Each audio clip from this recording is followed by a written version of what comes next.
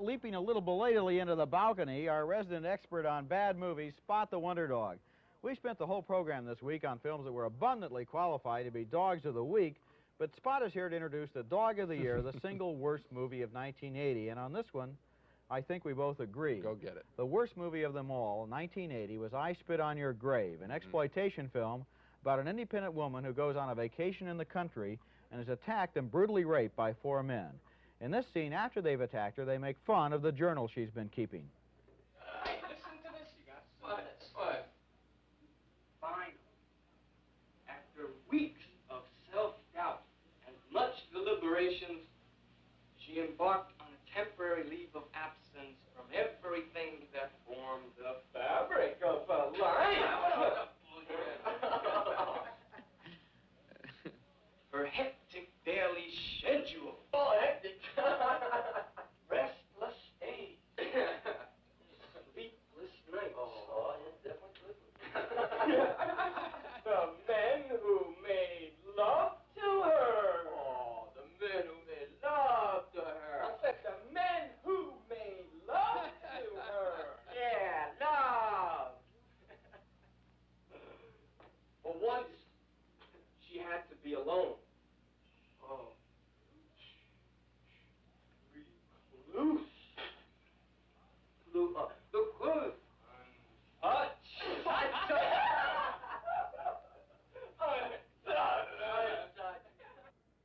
The people who made this film should really be ashamed of themselves, and so should the people who booked it and the people who went to see it.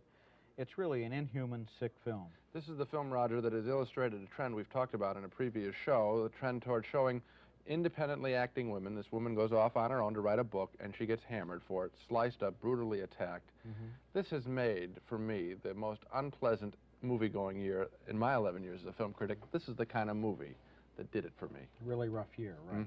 The biggest movie stories of the year, Heaven's Gate, the $36 million Western with a message that was first released last November in New York City, where it was thoroughly roasted by critics there and then pulled from release after only 1 week's run, pulled to be re-edited from its running time of more than 3.5 hours. I saw the long version of the film in New York back in November, and it was pretty much of a mess. Bad sound, confusing characters and locations. Now, however, the film's been cut by 40%.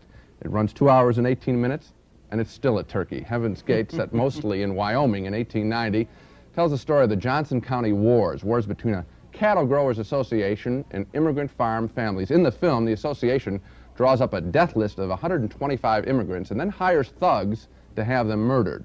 Chris Christopherson plays the Harvard U.S. Marshal who wants to keep the peace. Christopher Walken plays a hired gun out to kill the immigrants, and French actress Isabelle Huppert plays a prostitute whom they both love. At her home, Christopherson confronts Walken, claiming that he failed to tell Huppert that her name is on that death list.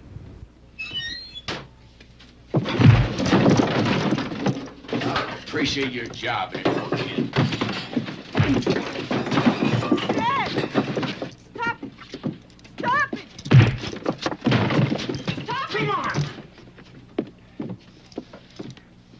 He doesn't give a damn about you. He didn't see fit to even tell you himself. Tell me what? The association's got a death list. And your name's on it. Get up, Nate. I'm gonna whip your ass. Stop, please, now! You yet? Stop, no, please, Jim, stop it. Ned, is it true? Well, I swear to Christ, I don't even know what he's talking about. I asked you to be my wife, Ella.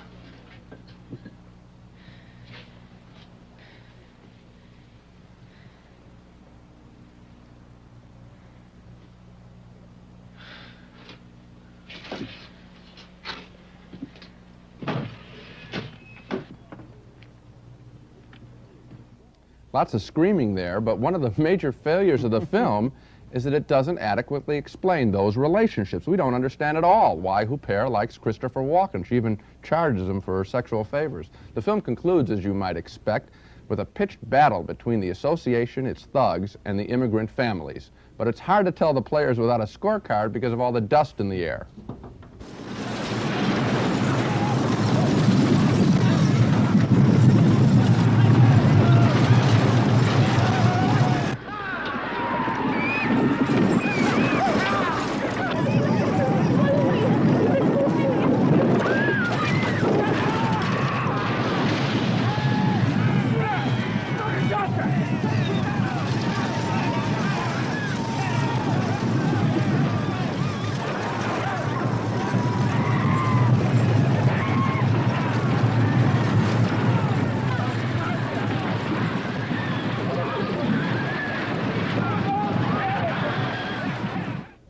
Now, I just love that little subtitle at the end that says, "Help me." See, these are Slavic immigrants, and that supposedly it'll help us to know that she was screaming and meant "help me." In the middle of all that chaos. This right. is these are re-editing that they've done to help improve the story. So, I'm So Frightened, George read another title. This is really a screwball film. This was intended, though, to be an important film that said something, to show us that the West was built upon more than just Indian blood, that it's in the nature of corporate America to run roughshod over the working class. Well, unfortunately, we get those points in about the first 20 minutes of Heaven's Gate, and for the next 2 hours, we have to suffer through one boring and sometimes laughable conversation after another, interspersed with meaningless activities like a roller skating party and a baseball game. It's mostly because of the illogical character relationships, though, that Heaven's Gate, in its long form and its short form, fails completely. Okay, now I agree with everything you've said so far. I want to go on and add some more categories. First of all, this is the most unpleasant movie to look at that I can remember. Not only do you get all the dust that we saw in that scene, Yes. but in other scenes you have smoke, you have fog, you cannot see the people, you can't see what they're doing. Then every scene is shot in soft focus, and it's all toned down into sepia tones of kind of a dirty, muddy yellow, so that there's nothing pleasant to look at.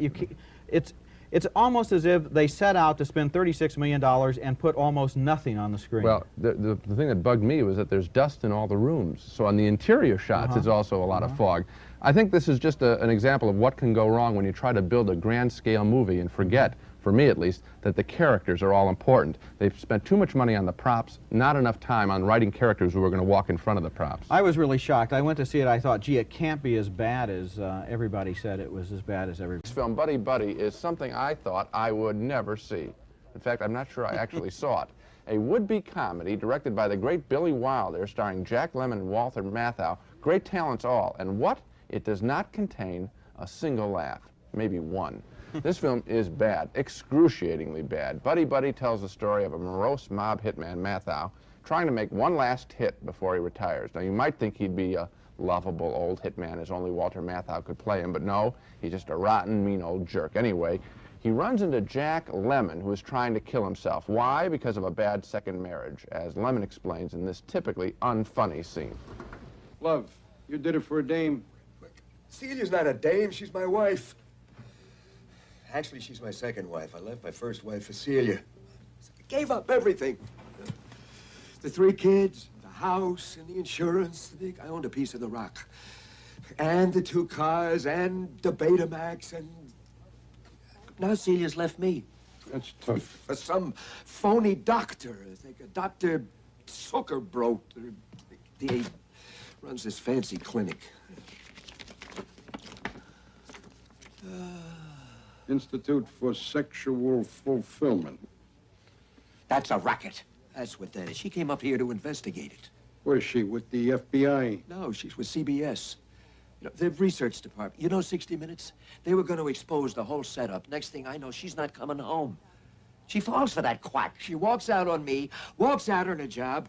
I get a nervous breakdown and ulcers. The whole thing is in my suicide note. You want to read it? No. I could drown myself, but he turned off the water. Listen, you give me any more trouble and I'm gonna strangle you with my bare hands. That's another solution.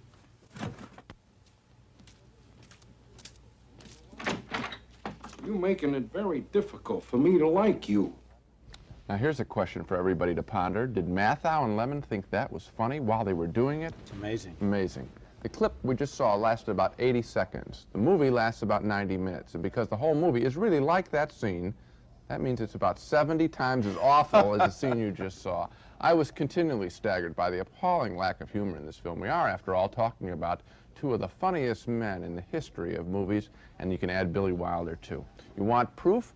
Here, try this scene where Lemmon asks Matthau to make a call to Lemmon's estranged wife. Now what is it? I had an idea. Yes? Why don't you call her? Call who? My wife. And tell her that I tried to kill myself. Here's the number. I don't even know your wife. Well, tell her you're a friend of mine. I'm nobody's friend. Tell her that my life is hanging by a thread and that I'm slipping fast, and then she'll have to come. Look, I don't seem to be getting through to you. I'm a very busy man, so don't bug me, don't hassle me. Get off my back. You mean you're not going to call? No. Okay, the deal is off. What deal? You don't call her, I'm gonna do it again. And again and again. I got razor blades. I got sleeping pills. You got a handkerchief. A handkerchief? Yeah. What are you going to do with that? He's going to chloroform him. There is no real point to this movie other than endless scenes of Matthau and Lemon doing unfunny bits of business. They often seem to be totally unaware of each other in the same scene, not even in the same movie they are. This comedy is totally out of sync. The final scene in this film, an epilogue, is hugely embarrassing, sexist, and racist. As for director Billy Wilder, with Buddy Buddy, he now has achieved a real double, and a weird one in movie making. He has made, in my opinion, the funniest sound movie of all time, Some Like It Hot, just a wonderful picture, and now I'm afraid he's made maybe the unfunniest picture in sound movie history, Buddy Buddy. Gene, I sat there in the theater appalled. Apart from the fact that Lemon and Matthau are funny, and they're not funny in this movie, they are also hugely likable.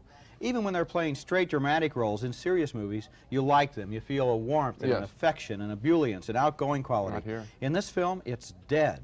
They don't seem to be on the screen with each other, as you mentioned. It's really, you say, what is the point of this line of dialogue? How does it lead into the next line? What's this scene for? What's this character for?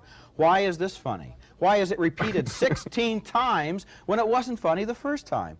It's an awful movie. It's really a disappointment coming from these people. It's a mystery. I don't understand it. The classic example of bad talent, of great talent going bad, is Mike Nichols, Jack Nicholson, and Warren Beatty in The Fortune. This ranks right with that picture. Well, it's a real... To pick the worst sequel of the year, there were so many, but Amityville 2, The Possession, may be it, giving us just what we didn't want, further adventures of that haunted house. Actually, Amityville 2 is a prequel, a movie that takes place in time before the beginning of the original movie, focusing on how the house came to be haunted in the first place. We get to see a young man turn a shotgun on his parents and a little brother. We'll spare you that scene. But how about this piece of nauseating material? The scene early in the picture when the local priest comes around to bless the house. My bedroom, Father.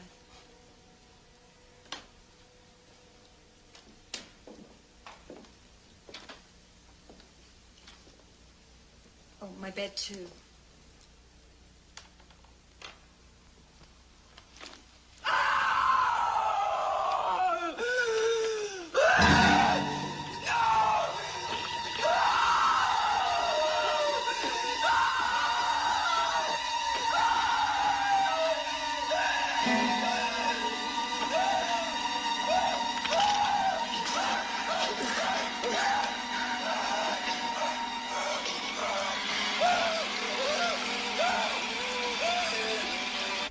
Now, I picked that throwing up scene not to gross anybody out, but to make a point of how offensive this movie really is. Someone connected with this film decided that that scene needed the throwing up, that it wasn't horrible enough without the barfing, and that person or persons was dead wrong. The mood was already set. You didn't need the extra shot. The music told you what was going on, but my suspicion is that that scene was included because they knew they didn't have a good script here in this picture, and they needed to spice it up with some shocking scenes. And it's for that extra bit of sickening material, and there's lots of it in this picture. That's the reason that Amityville 2, The Possession, makes my list as one of the worst films of the year. And you know, one of the films I'm looking forward to seeing least in 1983 is a movie that's going to be called Amityville 3D, in which they're probably going to throw up on the audience. It would probably be called Amityville 3, The Sublease or something. When I was a kid, down in downstate Illinois, we used to go to the carnival in the summertime, and they had a tent called the Geek Show. Exactly. Where they had a guy who came around and he would bite the heads off of live chickens, and you paid 50 cents to see that, right? And you only wanted to see it once. Well, I think I learned my lesson in the Geek Show, and I don't have to see movies like Amityville 2. They are made by people with absolutely no shame. They are only interested in getting some kind of rise out of the audience and, you know, just throwing something special at them. So we get the shotgun stuff on the little kids. At that point, I really wanted to leave. I wanted to ask the people who were in the theater, why didn't more of them get up and split? I can't understand it. Now we come to what I consider the smarmiest movie of the year, a real piece of tear-jerking dreck named 6 Weeks. This is a movie starring Mary Tyler Moore as a millionaire mother of a little girl who's dying of leukemia, and Dudley Moore as the congressional candidate who enters their lives, falls in love with the little girl, and then falls in love with her mother. It's also bittersweet. It's sickening because this is a serious subject, and it really shouldn't be handled in this way. See, for example, if you can sit through this scene without squirming. The dying little girl stages a mock wedding ceremony for her mother and the man that she hopes will keep her mother company after she dies. Okay. Raise your glasses. Good idea. Sounds right. And repeat after me. We pledge eternal love. We pledge eternal love. Look at each other. Say it again. We pledge eternal love. We pledge eternal love. And agree to be married. And agree to be married. For now. For now. Because there is no always. Because there is no always. And we will remember this pledge. And we'll remember this pledge. Until we no longer remember. Until we no longer remember. I now pronounce us man, child, and wife.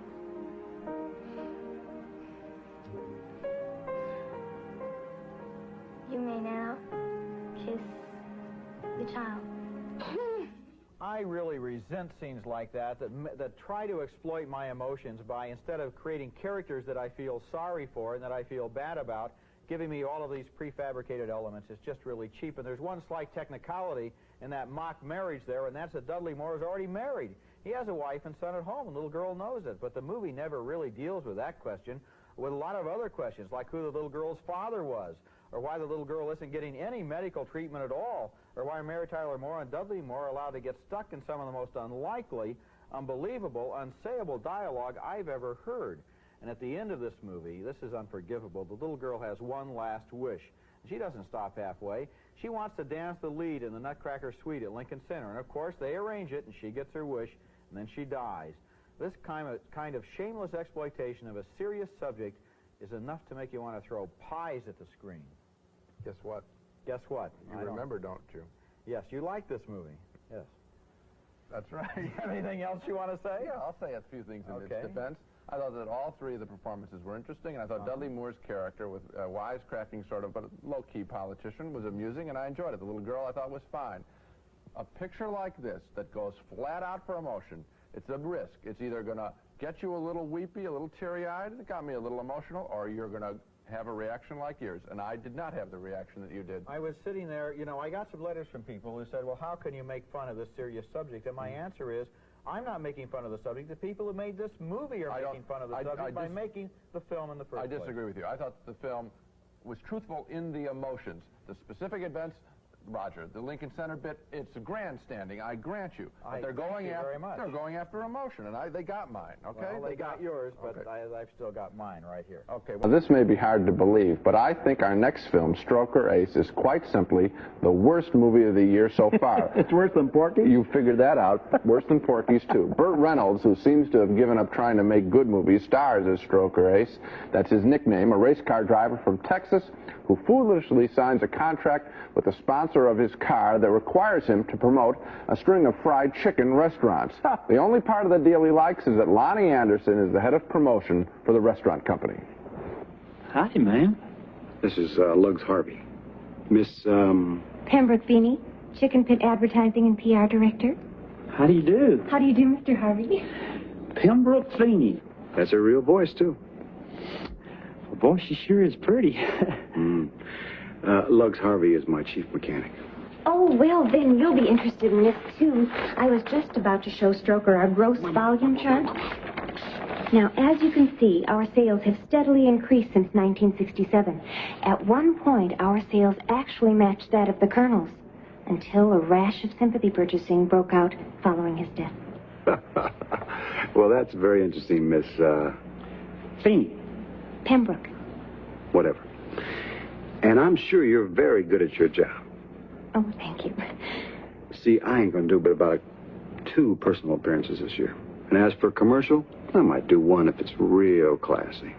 And I want that fastest chicken in the South taken off my car. I'm sorry, that's quite impossible. You have a whole schedule of personal appearances. And, of course, it's my job to travel with you to make sure everything is properly arranged. Travel with me? Uh-huh. Excuse me. Well, then, we'll be sharing a room, right? Oh, no, we couldn't do that. Why not? Because we're not married. What a little kidder. What's that got to do with it? Well, I couldn't share a room with a man I'm not married to. You good? No. You never been married? No. Well, that makes you a, what do you call it? A virgin. Well, yes, I am. I mean, sure I am. I'm single. I think that's nice. Thank you. You would. You know, if you were in that hotel room, wouldn't you want to, like, quietly walk out and shut the door? Yeah, see you later, guys. Yeah, there are episodes of Hee Haw that are more lively and more funny and more sexy than that dribble. In addition to lame brain sex, Stroker Ace also contains, of course, a lot of high-speed car chases. And here's one of the many of those chases with restaurant chain owner Ned Beatty and his chauffeur Bubba Smith chasing Reynolds and his mechanic Jim Neighbors. Reynolds is trying to get himself fired for promoting Beatty's restaurants. See what he's trying to do? Arnold's trying to lose us. Thinks if he makes me mad, I'll fire him. Yes, sir. I ain't gonna fire him. If we lose him, I'm gonna fire you. Me? I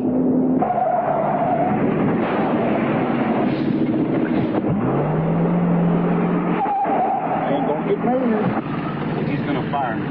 He ain't gonna fire you. I know you ain't a race driver, but hang in there, Arnold. I got it.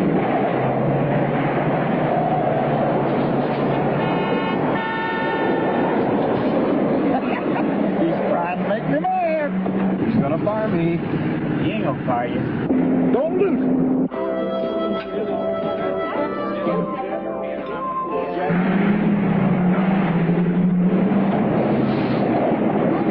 You better grab something that floats, boss.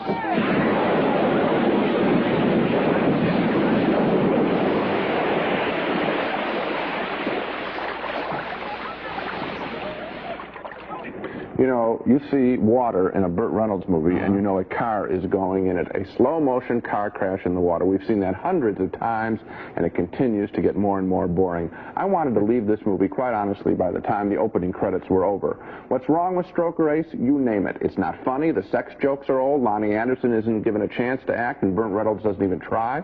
The stock car footage has been lifted right from TV. You can see the grainy little lines. The races between Reynolds and the other drivers aren't the least bit realistic or exciting. You can easily see where they're only going 30 or 40 miles per hour. This is amateurish. It reminds me of Cheech and Chong kind of comedies where they really trash their audience. Burt Reynolds isn't living up to his own audience. Burt Reynolds makes two kinds of movies, it seems to me. Movies about lifestyles, like Best Friends in the end, and then movies which are just an exercise of his lifestyle. I have the feeling whenever he gets together with Hal Needham, who is the former stunt coordinator who has made this movie and the Smokey movies and Cannonball Run, they just go down to the South and have a picnic, and he gets his old pals around and his current girlfriend, and they do another retread of these dumb car jokes. You sit there and you think, everybody on this movie gave up before they made frame one. Yeah. These are his home movies, is what you really think. Yes. Then, you know, show him in his home, not for public consumption. I'll tell you one other thing. Seeing Ned Beatty, a fine actor with Reynolds, I thought of a film they made 10 years ago, Deliverance. Boy, have they come a long way since then. Why does he make a good movie? A long way in the wrong direction. Our next movie we've all been looking forward to. Porky's 2, the next day. I was looking forward to seeing it 10 years from now. Porky's 2 is a continuation of last summer's enormous box office hit named Porky's, and it features the same crowd of immature teenagers in a new series of practical jokes involving sex, crummy teachers, and square adults. Now, here's a scene that I think pretty well captures the spirit of this terrible movie. You guys are just jealous because I ruined Wendy for everybody else. Oh, no. Well, now that she's had me, what's wrong? Yeah, well, that's not what she told me. Well, what did she tell you? Ask her, Pee Wee, here she comes. Yeah, I can hear her patting from here. Look, man, when they've been had by Pee Wee Morris, they stay had. I mean, they can't keep their hands off me. And you guys better watch out, because when she sees me, you're liable to get caught in a stampede. Watch this. Hi, boys. She's in a frenzy. Oh, she's rabid. She didn't see me. She didn't know I was here. That's what she said about you last night on the bus. Oh, man, the girl's my slave. That kind of an attitude toward women absolutely makes me cringe. It makes my skin crawl. If the whole movie were like that, it'd be bad. But unfortunately, this whole movie is worse than that scene. Maybe the filmmakers were self-conscious about the attacks that critics made on their bubble-brain subject matter in the last movie, because anyway, this time there's a ridiculous and distasteful plot that makes fun of revival preachers, racists, and the Ku Klux Klan. This movie hasn't earned the right to wrap itself around those issues and to take those noble attitudes when it has such a smarmy attitude of its its own. The movie ends in a big scene where hundreds of Indians watch while a bunch of planners have their heads shaved and then are forced to walk nude into a revival meeting. That scene is pretty sick, but meanwhile, a local girl is embarrassing a crooked politician by pretending to vomit into a fountain at a restaurant, while really what she's doing is squeezing split-pea soup into the fountain out of her falsies. Now, I'm only providing these details in the first place so you know what I mean when I say that this movie is completely beneath contempt. There is nothing that this movie won't stoop to get a joke. I think just reading the synopsis is enough to tell you. I mean, when you talk about scenes like that, it's pretty bad. And I really don't like the aspect that you mentioned, first of all, which is the business with the Klan. They show the Klan. How do they show the Klan? They beat up an Indian boy. How do they beat him up? Just a little black eye. Comic buffoons. They don't show what the Klan does, which is kill people, hang people. This is comedy Klan. This is from Archie Bunker's house. This is really, that's sick to do with something like that. And then the whole deal with what they do with the Klan when they shave their heads using some perversion of a Jewish ritual. Right. It's, you know what's sick about it? It's anti-Semitism masquerading as anti-racism. I know what you're saying. It's sick underneath the sickness. This movie is corrupt from one end to the other. Movie called Cannonball Run 2. Wow. Cannonball Run 2 is every bit the disaster that I thought it was going to be. This film is absolutely the pit. It is a complete mess, a cattle call of tired old stars doing the most embarrassing old vaudeville routines, the kind of joke that would be rejected even on one of those old Dean Martin TV roasts. The excuse for the story here is a cross-country road race, but mostly what goes on in the picture is just a bunch of familiar old faces sitting around and telling jokes. For example, Burt Reynolds and his buddy Dom DeLuise trade lines with Shirley MacLaine and Mary Lou Henner, who play actresses dressed up as nuns. Would you mind if we sat? You mean with us? Oh, You want to yes. join us? Yes. Oh, no, don't get sure. up. Boy nun. Boy nun? JJ, they're going to join us. Yeah. Thank you. I'm Sister Veronica. And I'm Sister Betty. How do you do? I'm JJ McClure, and You do? this is Victor Princey. We're partners. Are you boys married? No, just partners. Partners. Well, sweet. Sister Betty?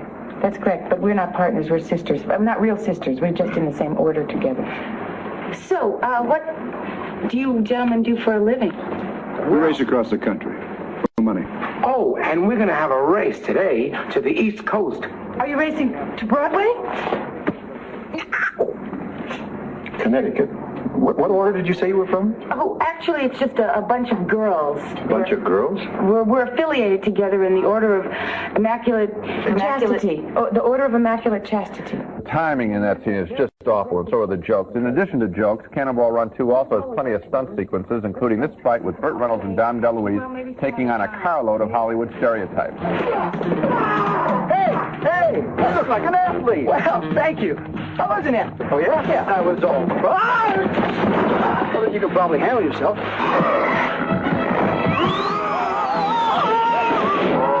Oh, don't do that to me again. This is just beautiful. That's European, isn't it? But of course. Absolutely stunning.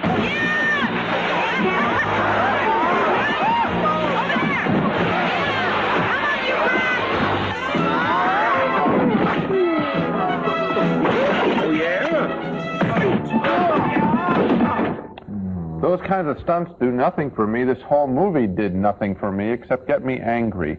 This isn't a movie, really. It's Hollywood stars in sort of a home movie. They don't even try here. There's no story. The race, this is fabulous. The race is barely run at all. And that's probably because they didn't want to spend any money growing cross-country with a film crew or, you know, get the stars out of their homes for more than one day. So the race is run at the end of this picture, unbelievably, in a cartoon sequence.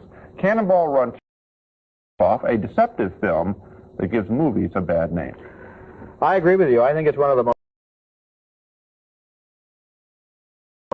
deceptive films in terms of the fact that you think that maybe somebody spent a little time writing a script, putting together a plot, working for 2 hours to make a movie that would at least, at the very bottom level, give you something to look at for 2 hours. This movie is as close to zero as you can get. And an example is Frank Sinatra's little role. Now, I know that you probably noticed this, too. Sinatra's entire scene in this movie was shot with the camera straight on Sinatra, and he must have been the only actor for miles around. Then they intercut that with Burt Reynolds talking to him, other actors talking to him. He couldn't even be bothered to work for a day in the same room with the actors who were in the same scene with him. And I think he's the only actor in this movie who was smart. I agree. I think he knew exactly what he was doing. Stay away from this picture. He did it. Hey, if one of the stars did it, you do it too. Sinatra phoned it in. Skunk were here because if it were up to me, and the Picking the Skunk of the Week is a joint enterprise on this show, if it were up to me, Aroma would be here. Because Dune, one of 5 science fiction films being released this holiday season, is the worst, according to me, by a wide margin. It's physically ugly. It contains at least a dozen gory gross-out scenes. Some of its special effects are cheap, surprisingly cheap, because this film cost a reported $40 to $45 million. And its story is confusing beyond belief. In case I haven't made myself clear, I hated watching this film. I wish I could have left after 20 minutes. I couldn't. I had to stay there another 2 hours. What's Dune about? As best I could tell, and this sounds like the introduction to City Heat, you know, this holiday Christmas season has films that are unintelligible. It's another one of those young prince fairy tales, I think, with a young man learning to be brave and control his emotions and thereby grow up to lead a nation and save the universe. Now, here's one of the climactic battles between the henchmen of the bad guys, played by the blonde rock musician Sting, and the film's young messianic prince. Why prolong the inevitable? I will kill you!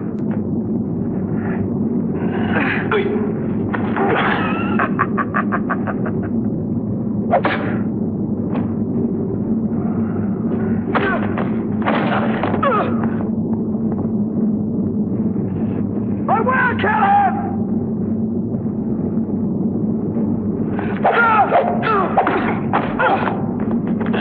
What? I will kill him!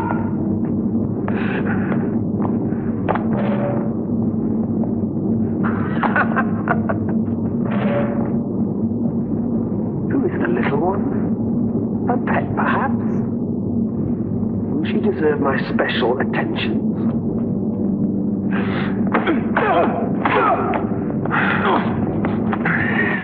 Real thrilling there, and he's going to have to learn there to go with the flow, and that's the message, and that's why he's Prince, and that's why the world is saved, and I'm very happy for him. He's quite a guy.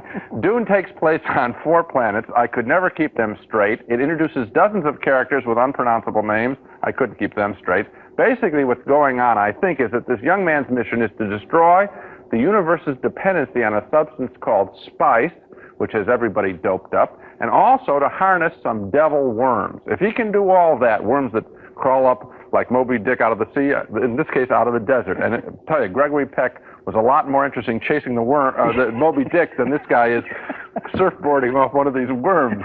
This is a shocking film at times. If he does all that, if he can harness those worms, he's going to bring peace to the world. But what a load of junk we have to sit through with people getting their nipples ripped off their chests and having fluid drop out, with a premature baby being born in blood, with facial boils being lanced. It's like a medical show. The filmmaking is shoddy also in several respects. Giant holes in the story are filled with apparently last-minute voice over narrations to explain what's happening to characters. Crucial action scenes are begun, then needlessly interrupted, sometimes forgotten. Basically, I watched 2 things while watching Dune. I watched the movie, yes, and I watched my watch. This film was pure torture to sit through. I didn't like it. Now, why isn't it? Why did you say no? It doesn't qualify for. I said you couldn't bring Aroma the Educated Skunk. Why not? I don't think it's a skunk. I think it's a bad movie. I don't recommend it, but I do think it qualifies as one of the great follies of motion picture history. And I think that for some people, first of all, the Dune fanatics are probably going to go see it anyway. For certain other people, there's a certain amount of interest in this film. There's a certain amount of shocking interest in these amazing sets that are, you know, totally senseless and never used, and they walk through and you see $30 million behind them, and then they go into some little room and do something. It's amazing how arrogant they were in thinking that they didn't have to tell any story at all. And then it's amazing that then they throw in the narration. It starts out with the actress Virginia Madsen on screen, and she's saying, these are a few things you need to know about my father and about these 4 planets and about the worms and so forth. And you're saying, wait a minute, I'd rather be confused and not know anything than be confused by the explanation. Yeah, I sat there, you may have heard me, 5 minutes into this film, I yelled out at the screen, I give up. And then I had to watch the rest of it. And yet there are certain images in the film that are striking. There are certain moments that are fun, even if they are gruesome. I don't recommend the film, yet at the same time, it is not the skunk of the week because it's not totally worthless, because just as an example of a totally misguided project, I think it deserves a little niche of its own in the Cinematic Hall of Fame. It's a skunk. This movie is named Target, and it sounds like a really great thriller. Too bad that's not the case. The movie was made by an all-star team. The director is Arthur Penn, who made Bonnie and Clyde. The star is Gene Hackman, who had his first great role in that movie, and the co-star is Matt Dillon, one of the best young American actors. But all that talent produces only a lame, boring, unconvincing movie that I did not believe in for 1 minute. Not even the little daily things right at the beginning of the movie before the action starts. Just sitting around the house with Mom, the fashion model, and Son, the stock car racer, and Dad, the lumberyard owner. Here's the setup. Hackman has just learned that his wife has been kidnapped in Europe, and now Matt Dillon is trying to force more details out of him. Missing? What the hell are you talking about? What's happening? Tell me. Well, where in the hell is she? Dad? Mr. Howard, what's the procedure in a case like this? Case like notify the police? Tell me, will you? Good. Thank you. What's with Mom, huh? What's up? That was Paris. Your mom's split from her tour. That was a guy from the American consul. Some kind of mix-up, but they're expecting him back in a couple of hours. I guess it must happen a lot. Tourists leave their groups 1,000 times a year. Come back a day later with perfume and sexy underwear. Cops have to check it out, that's all. Tourists? We're not talking tourists here. We're talking about Mom. And I know you. You don't drink unless you're nervous. Listen, your mother's going to rejoin her group this afternoon. I'm going to hear from the American consulate. Relax. How long has she been missing? 48 hours. 48 hours? Say it right, will you? That's 2 days. Hey, that's 2/7 of a week. Naturally, these two ordinary Americans turn out to be red-blooded action heroes in sequences like this one.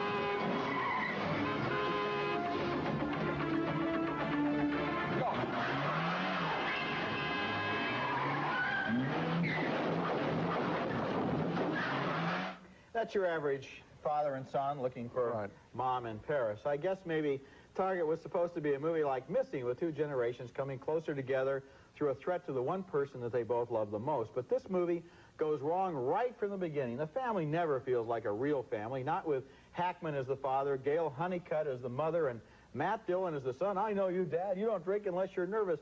What casting director thought those three people could possibly live under the same roof? And then the plot is a ridiculous mismatch of thriller cliches which aren't even handled well on the cliche level. And I like a good cliche. At one point, Dillon is seduced in Paris by a woman who is so clearly a spy that not only did everyone in the theater know it, but I think everybody in Paris and probably in the whole common market. That woman is a spy. She's going to pull a gun on you. And the climax, with Gail Honeycutt wired with explosives as a booby trap, is one of the most deranged and ludicrous movie endings I've ever seen. Because what are we going to say? Hey, let me change it. Oop, I didn't get the wire right. Mom has been blown up, right? That's how the movie ends. Right. The end. Gee, look at all those body parts being blown apart.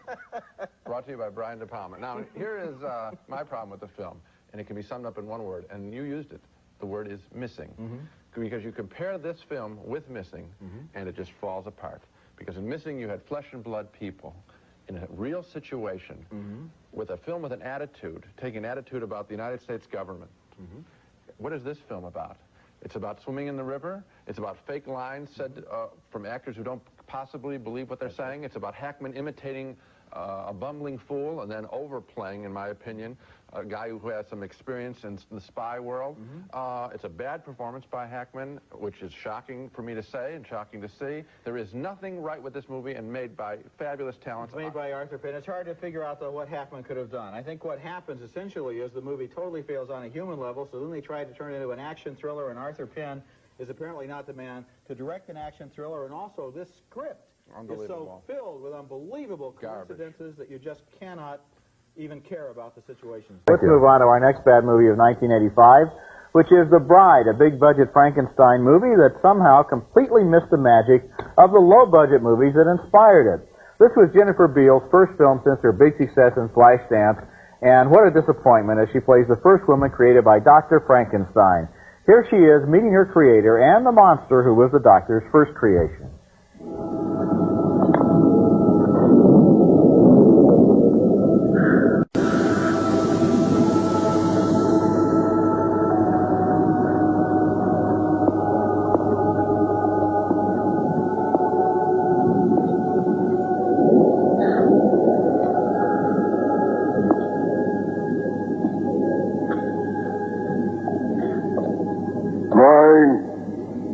Take your filthy hands off me!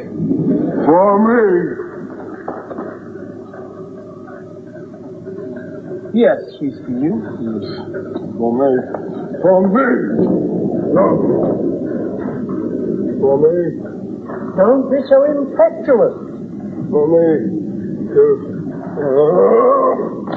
For me! You fool! Imbecile! I think the basic problem with The Bride was that it aimed too high. It was a very pretentious movie, slick and glossy and arty, when in fact all of the best Frankenstein movies have not been afraid to cheerfully admit that they're basically just gothic horror romances and sometimes romantic comedies. I think the problem with this film is that this is one that tried to do very much, too much as you said. It had two stories, the Frankenstein and the creation, and the circus dwarf and the brutish guy and their little friendship, which was much more interesting than Frankenstein and the monster. They should have focused on a love relationship. When you walk into this picture, you want to see Jennifer Beals in some kind of interesting thing with Sting, and they didn't have it. There was no chemistry between the two of them at all. In all the best Frankenstein movies, including Bride of Frankenstein, the relationship between the monster and innocence, you know, and showing his own innocence is always the best part of the movie. Yeah. Our next film is the latest effort by the rock star Prince, who burst to stardom in the movies with his very first picture, Purple Rain. That film was an exciting story of a young man trying to come to terms with his parents, his career, and the woman he loved. It was a classic rites of passage film, thoughtful, deeply felt, with exciting musical sequences, sort of a successor to Saturday Night Fever. By comparison, his new film, Under the Cherry Moon, is a kiddie cartoon about Prince as an American gigolo in southern France, attracted to a very rich young heiress. And when they first meet at a party, they quarrel. The film was shot in black and white.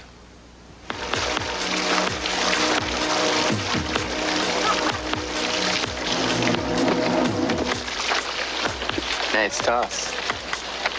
And a nice party. Yes. Pity you weren't invited. Well, I was in the neighborhood and And you got lost. And I thought this would be fun.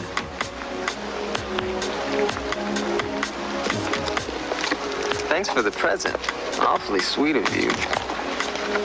Oh, tarot cards. Want me to read your fortune? I bet you'd like to do a lot more than read it, buddy. The name's Christopher, buddy. Not too snappy. Later, after Prince has started to really fall in love with the girl, his best friend tells her that Prince really wants to marry her for her money. You don't really love Jonathan, do you? If I tell you, will you tell me something about the women you go out with? Yes. No. No, you don't. Kiss me first. Say now! Don't you two make a sexy couple. Where's the wedding? I said, where's the wedding, man? Tricky. You still gonna marry her, aren't you? That's what you said. You said for $50 million, we would seriously consider it. Mary. But hey, guess what? I want my cut. You promised me 30%. I want it. Man, we got this little business, do you understand? Don't take it personal. It's not true, Mary. Do you lie? Now, you know, I've seen that scene twice now, and I can't figure out why he doesn't answer no or not to you when she asks if he lies. Now, think about this. That would be his answer even if he were a liar, because a liar would say, no, I don't lie. And would also be the answer if he does love her, because he should say, no, I wouldn't lie to you. Now, when a script can screw up a simple scene like that, you know you're dealing with a very dumb script. And I'm very proud of your analysis. In fact, I'm sure that when you were a philosophy major in college, your professors taught you that, probably on the first day. Yes, but it's a mistake, right, Roger? Okay. It is a mistake. Logically, it is, yes. Okay. Now, that is not the only mistake in the film. There are all sorts of stupid chase sequences between Prince and his buddy and a goon squad employed by the rich girl's father. Just what people want to see. Prince and his buddy chased over town by a bunch of thugs. Purple Rain came from somebody's guts. Some of it was supposedly autobiographical about Prince, and that's why it was so heartfelt and wonderful. But Under the Cherry Moon is a made-up story, and a silly one at that. Save for some nice love scenes and some good music, the film insults our intelligence, and really it insults the intelligence that Prince showed us he had in his film debut. Oh, you're absolutely right. And, of course, Purple Rain was, I thought, one of the best films of the year. This movie is not even one of the best films while I was watching it in the theater at that time, you know. It's a real disappointment. I think I know what he was trying to do, especially with the black and white photography.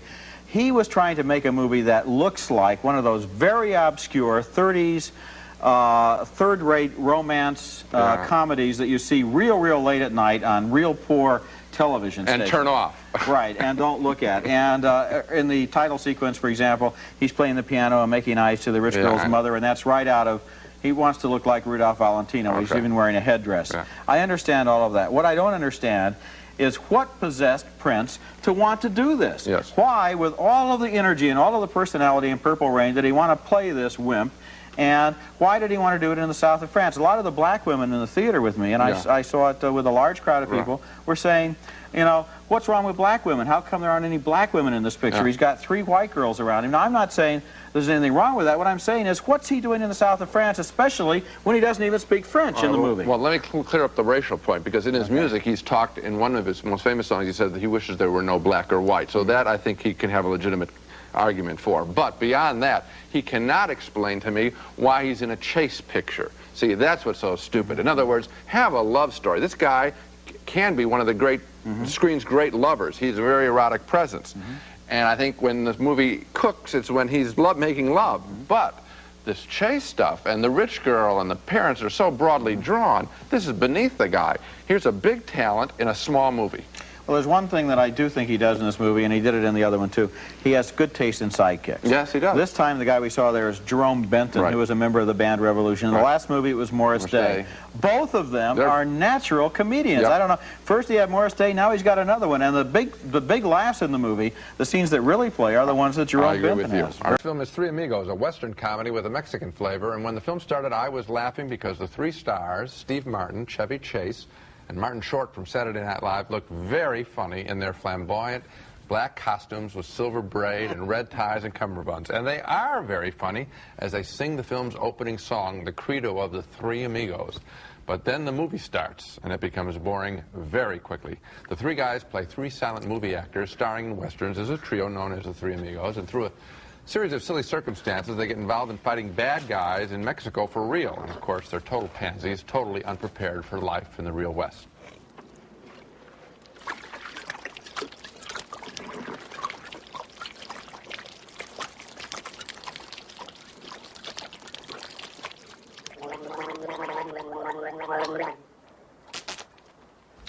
The film does work when it parodies the fake backdrops of the old Technicolor westerns, as in this hilarious campfire song.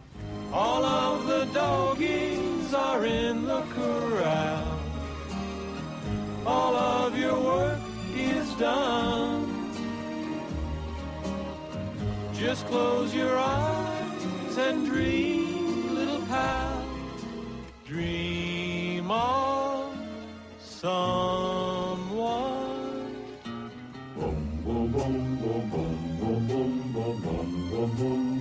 But the movie goes steadily downhill when the battle lines are drawn, even though the 3 Amigos think they are just putting on a show for the bad guys.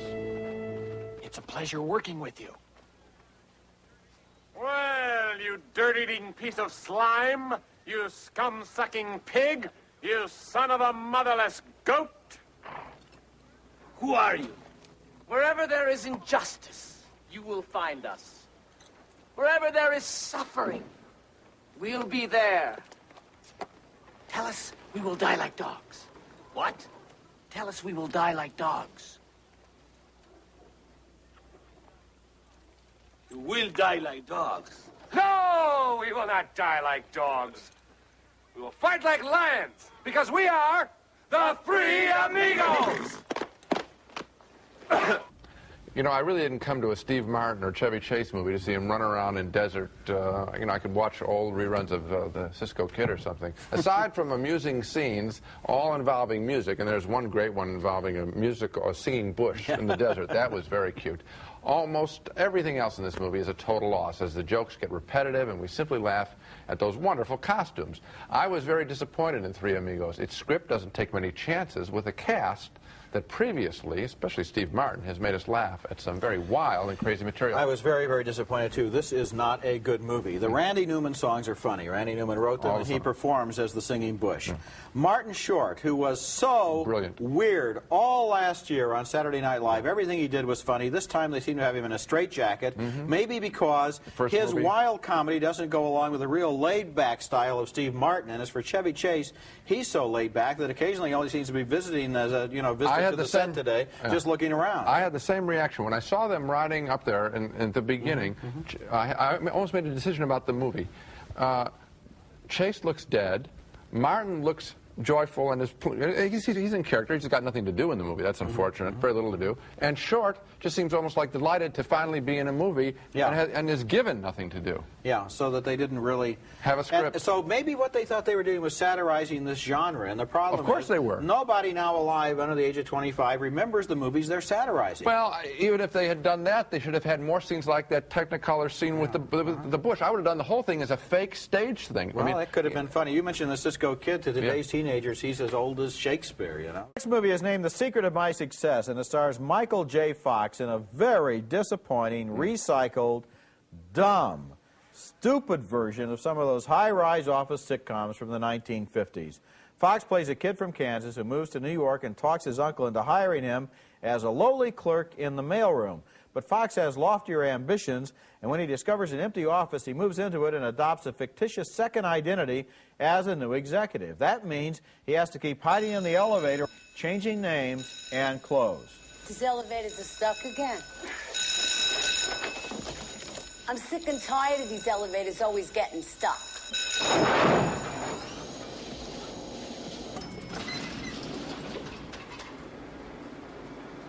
Hi, Gene. You take those to the cleaners? The plot thickens after Fox meets the boss's wife. She is, of course, his aunt, but neither one knows that when they first meet, and even after they find it out, it doesn't seem to make much difference. Look, I like you. I really like you, but I gotta tell you, I become seriously and emotionally involved with someone who isn't my aunt. I forgive you, Bradley. Listen, there's someone else in my life. I got it. I don't care. There's someone else in my life, too.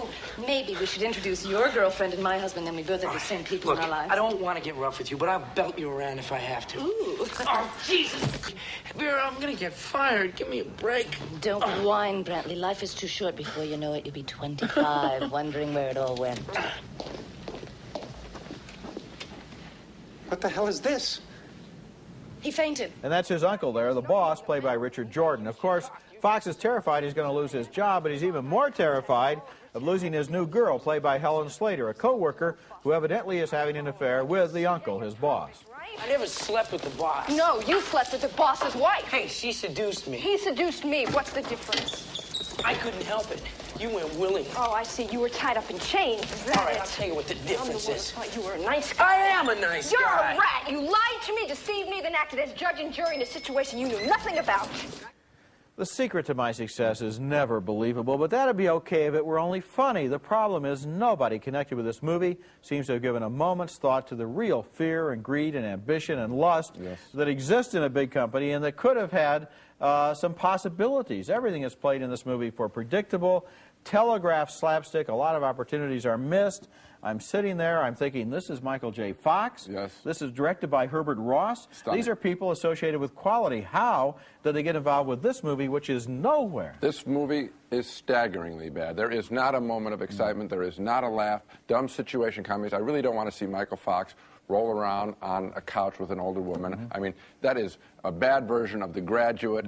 This movie is a bad version of a lot of the teen comedies. It's a bad yuppie movie. It's a movie that has no moral values. We expect with Michael Fox to have him question the values of the company he's trying to succeed in. What stuns me in this year is that we get a movie about a kid who's willing to just climb the corporate ladder, and it doesn't even comment on that. It just does it for comedy. Or they could have even made it cynical. Yes, that's what I'm saying. They could have made it, he was cynical about his success. He was cynical about the lack of values in the company. This movie absolutely buys it. You know, let's get to the top, and if I get there, that's good. And no matter who I have to hurt, no matter who I have to stand on. Or what products the company makes. That's right. This is a sick little movie. In fact, what products did that company make? Who cares? I can't remember. The movie is not only the first feature in a long time, starring television's top star, Bill Cosby, but it is also one of the worst movies of the year. In fact, I think I could just take my little mental editor and take out the words "one of" and just call it the worst movie of the year, because it's really such a cynical exercise. And don't take even my word for it.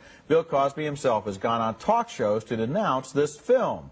The movie stars Cosby as a former CIA agent who is now a millionaire San Francisco restaurant owner when he's called out of retirement to battle an evil villainous plot to conquer the world by attacking her enemies with trained small creatures like frogs, squirrels, and rainbow trout. Cosby knows he's in trouble when hitmen attack him in the kitchen of his restaurant. Go easy, Monroe.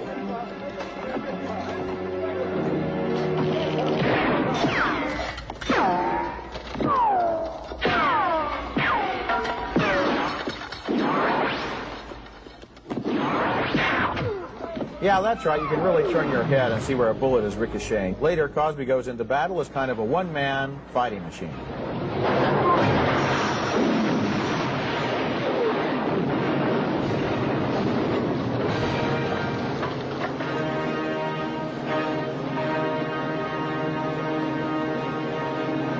Thick door. And no matter what he fires at it, the door doesn't go down. How funny. The door is still there. How hilarious. How highly, highly humorous.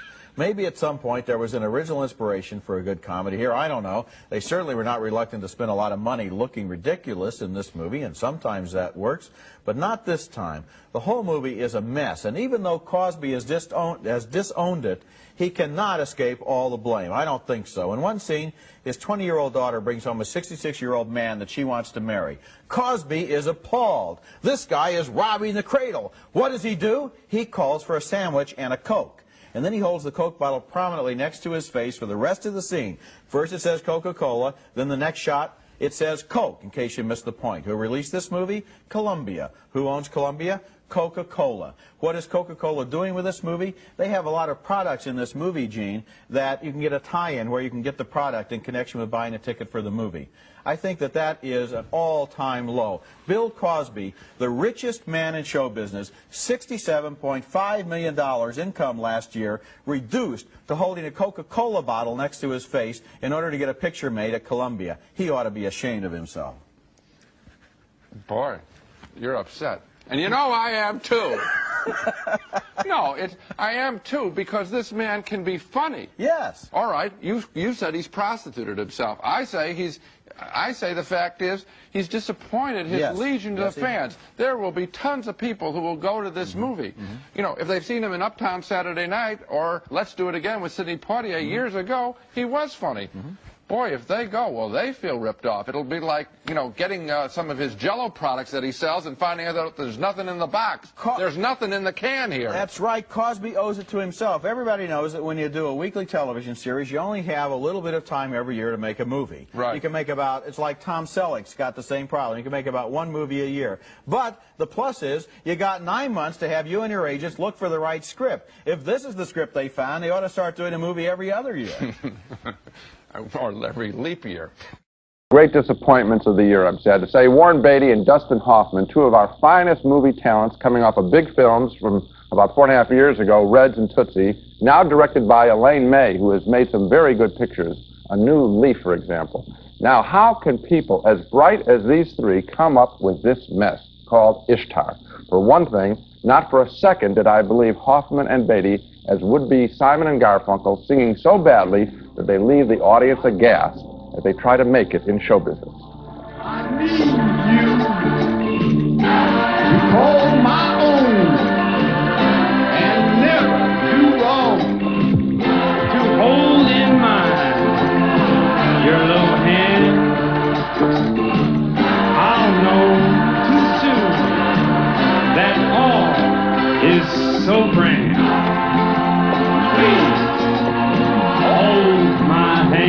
men refuse to believe they have no musical talent.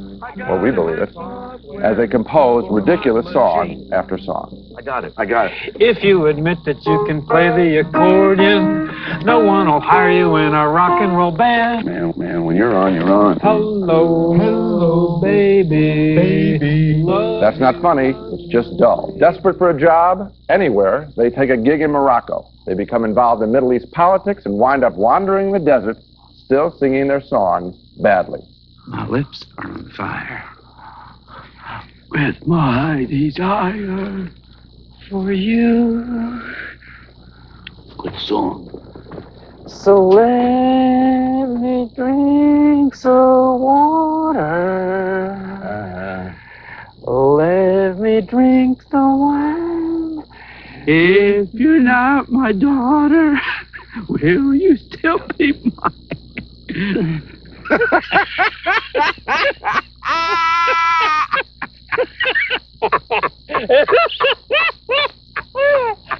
They're laughing, and we're not, and that's late in the film, and we haven't been laughing, and when we see them laughing, it's offensive. A little of their singing goes a long way. Now, what I haven't shown you, and it really doesn't work at all, is the film's action-filled story of political intrigue as Beatty and Hoffman become pawns in a confrontation between Libya and the United States over this mythical nation called Ishtar. Now, obviously, some kind of political commentary is intended. Politicians are corrupt, at least these guys are trying to sing, so hooray for the artists, down with the politicians. But that message is strange. There's so many blind camel jokes and so many stupid hijinks with Arab characters that the only satisfying moments in this elaborate film are provided by Charles Grodin as a CIA agent trying to stop Beatty and Hoffman from upsetting the balance of power in the Middle East. Well, I wish he had stopped them from singing and from wandering the desert, because Ishtar is a crushing bore. It sure is. I think we have a real good candidate for our worst 10 movies of the year right here. And the sad thing about this film is a comedy should have a lightness of touch. It should have a lightness of being. It should seem like the people in the movie are having fun, as if they want the audience to have fun. And this movie seems regimented right down into the ground. The characters are not funny. Their songs are pathetic. I mean, I know that they were trying to make them sound bad, but they succeeded all too well in making them sound so bad that they aren't even funny, whether they're bad or not. When they get to the Middle East, the camels and the sand and the subplots, this movie, at that point, it just seems to just totally evaporate into terminal desperation. There is just nothing here to grab onto. I sat in the theater, and with all the best will in the world, I was trying to smile, and I was just looking at this disaster on the screen and saying, how in the world was this movie, why did anybody think that this was funny? Again, it has to be laid at the script. I mean, you have two of the most charismatic actors we have around. Playing against charisma, by the way. Yes, playing dullards. Yes. And you know, Warren Beatty had trouble playing a dullard in another film, The Fortune, directed oddly enough by Elaine May's old partner, Mike Nichols, and it didn't work there, so maybe there's a lesson to be learned there. Dustin Hoffman seems in change, like he wants to break through and just take over the movie, isn't given a chance. Instead, he does have to wander the desert. I don't want to see those guys crawling around in the sand. That isn't funny. Hope and Crosby can do it funnier, and did it funnier. The big shootout when they're shooting at the helicopter. Oh, who cares about that? Come on, you know. You don't even want to see Stallone do that, let alone two great actors. You know what I would have liked? It would have been probably hilarious. Documentary on the making of this movie. Or either that or just Charles Grodin alone. Well, then we would have had another movie, which would have been shorter. Would have been shorter. And what exactly do you want me to do for you, Angela? I don't know, Padre. I just want to go home to my village. There's nothing stopping you. The Padres are looking for me, the police. Tom Berenger plays a priest protecting a woman who is being hunted by the mob in Last Rites, one of 5 new movies we'll be reviewing this week on Siskel and Ebert. I'm Gene Siskel of the Chicago Tribune. And I'm Roger Ebert of the Chicago Sun-Times. Our first movie is named Last Rites, and that's exactly what I'd like to administer to this film, which is easily the most offensive big-budget picture of 1988. The movie stars Tom Berenger as a Catholic priest assigned to St. Patrick's Cathedral in New York City. Berenger's father is a mafia don, a godfather, and in the opening scenes of the movie, his sister, also a mafia insider, murders her husband and then comes to her brother in the confessional to ask for absolution. You didn't grant me absolution. Because you're not repentant. The confession was sacrilegious and I won't be bound by it. I'm swearing to you in the presence of God that I am repentant. How dare you question my sincerity? Because I know you. No, he doesn't change our obligations. Now, I regret my sins and I want absolution. If you won't grant it to me, I'll go to a priest who will. Beringer discovers that his murdered brother-in-law was having an affair with a Mexican woman played by Daphne Zuniga. At first, she doesn't realize that this priest is related to her dead lover. Gino? You know Gino? Don't bull me. I swear in the Madonna, Padre, I don't know what you're talking about. You didn't know who I was. Pace, you said your name was Father Michael Pace. In inglés. In italiano mi nome se pronuncia Pace.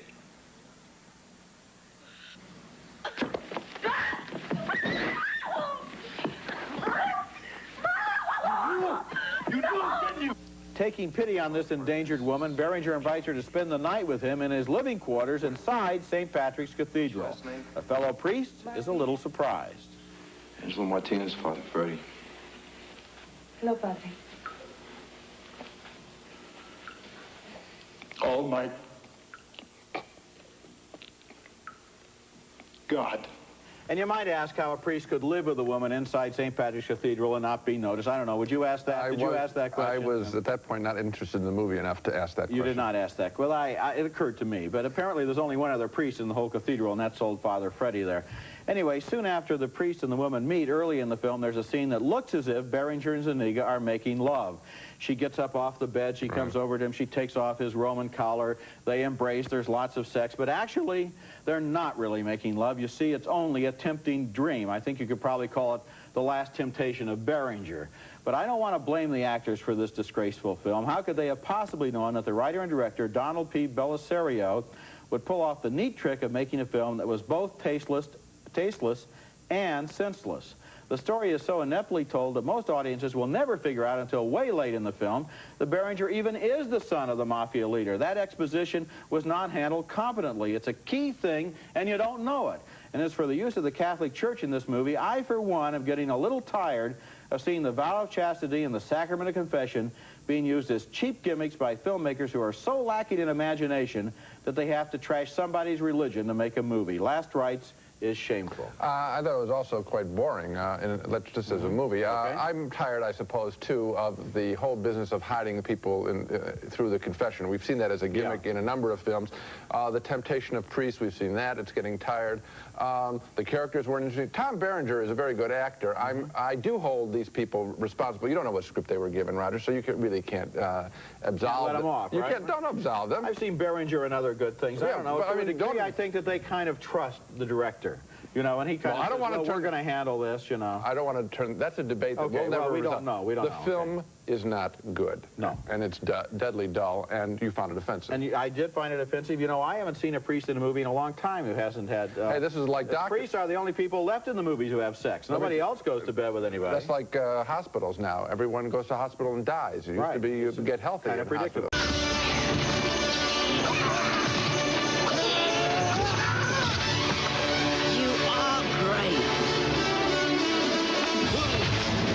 Can the pint-sized hero Willow save a baby princess and the world as well? Can producer George Lucas make a comeback after the disastrous Howard the Duck? That's the challenge of Willow, a new sword and sorcery film directed by Ron Howard. It's one of 5 new pictures we'll be reviewing this week on Siskel and Ebert. I'm Gene Siskel of the Chicago Tribune. And I'm Roger Ebert of the Chicago Sun-Times. Our first movie is named Willow. And I have to say right now, by the way, I have the flu, so I'm going to just croak through the whole show, and I don't care what anyone says. Our first movie is named Willow, and this is the long-awaited new feature-length sword and sorcery fantasy produced by George Lucas and directed by Ron Howard, and featuring some of the same special effects that made the Star Wars movies so special. Unfortunately, Willow may have the same effects, but it doesn't have the same magic. It's an uninspired and overlong adventure movie in which a baby is dragged from one end of the known world to the other and never stops smiling, except for little moments when it kind of looks like it's a little worried or it frowns a little bit. The baby is the target of a search by a wicked queen who fears that it may grow up to replace her, and the movie stars Warwick Davis as Willow, a little person who finds this special baby, and Val Kilmer as Mad Mardigan, a warrior who tries to convince Willow that he can help if only he could escape from his imprisonment. Let me out of here. I'll take care of the baby, I swear. Just let me out of here, please. Von Cart, let me borrow that spear just for a minute. Well, at least give me some water. Burgle Cut, don't leave me alone with these two.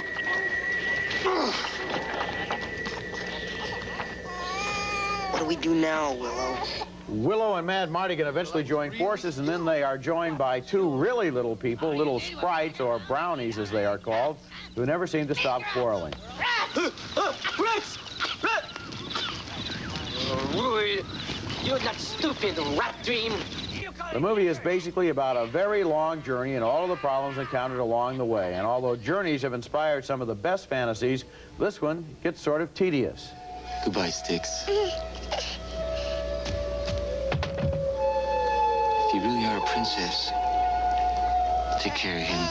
The climax of the film is a series of big battle scenes and complicated stunts like this one, which looks vaguely inspired by a James Bond movie.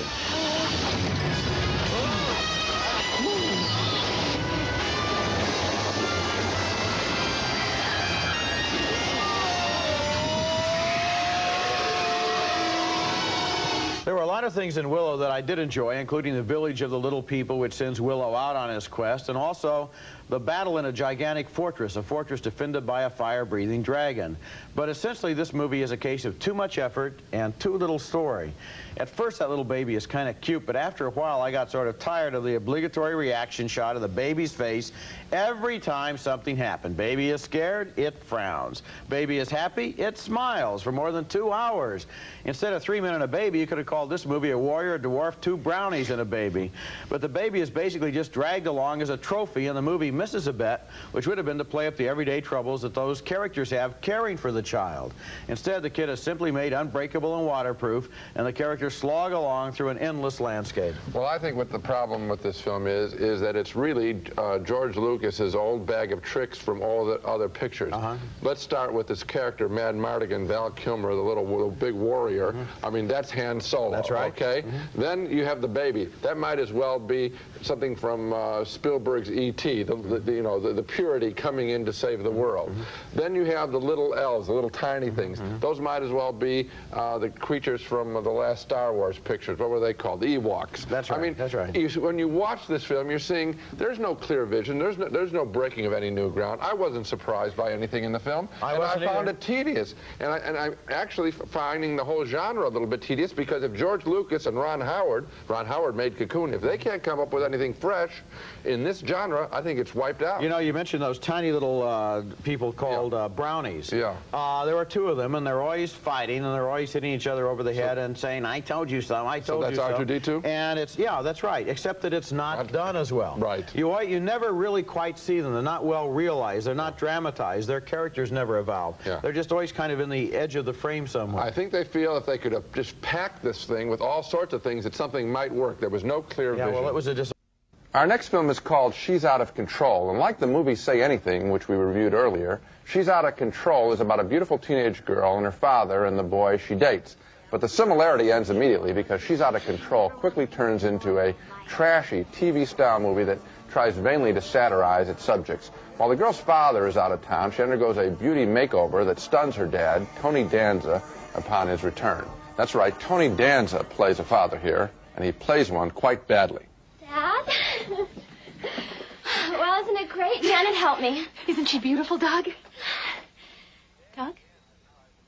Dad Danza tries to spend some time with his now popular daughter, and he discovers he has to make an appointment to see her. How's Thursday? Dad, I'm busy. I'm sorry. Friday. Dad, I can't. Saturday. Dad, I'm sorry. Sunday. Sunday, please. Give me Sunday. I want Sunday. What am I doing Sunday? Okay, cancel it. Danza's voice is really grating, and in a typically exploitive scene, he becomes disturbed when he sees his voluptuous daughter at the beach.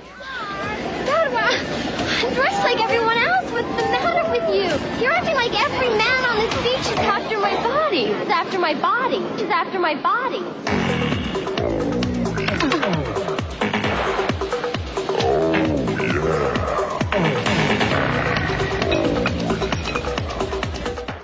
That's Amy Dolenz as the girl. Seeing She's Out of Control is really a depressing experience. It is neither lifelike nor an effective fantasy. That scene you just saw tries to rip off 10, but it isn't 10. Rather, this film exists in a strange netherworld, I think, of what Hollywood considers entertainment, but is really a sinkhole of tawdry values. The film is photographed ineptly in tight TV shots, and when I saw She's Out of Control, I became so depressed I actually thought about quitting my job as a film critic, feeling as though the movies had abandoned me, because what I was seeing there really wasn't a movie. It was some sort of strange concoction of really just someone who didn't understand what movies were all about. Fortunately, however, I would see the movie Say Anything later in the same day, and all is right with the world. I'm still on the job. You know, people probably think you're joking when you said that you were really thinking of quitting your job.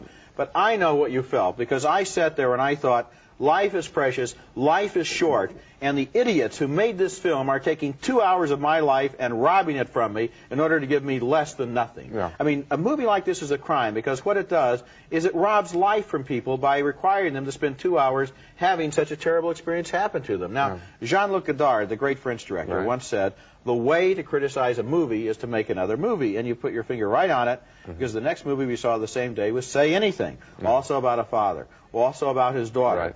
Same kind of basic situation, but here's a trash movie and here's a great movie. It's really bad. I always wonder when I'm in a bad, I don't know if you have this reaction, when I'm in a bad movie in a theater, aren't you surprised that people stay? I think maybe they've spent their money.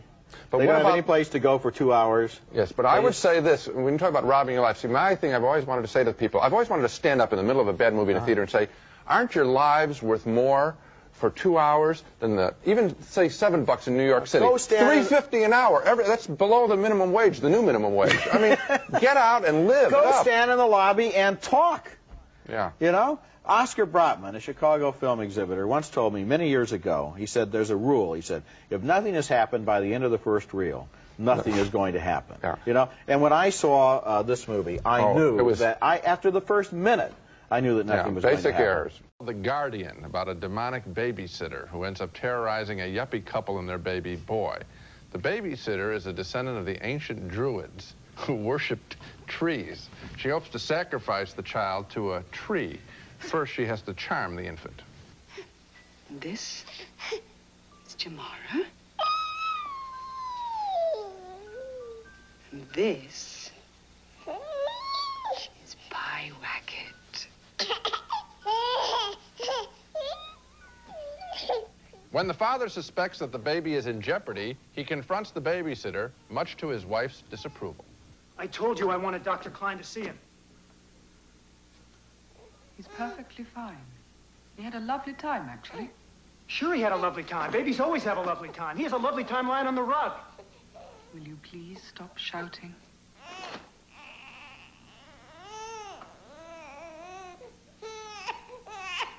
What's going on here?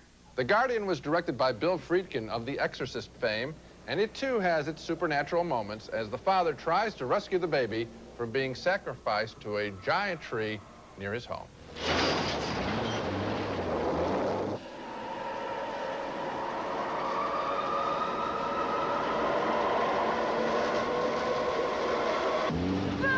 That's more silly than frightening, and The Guardian also is a routine police thriller after the couple has apparently killed the babysitter with their car. You saw the tree?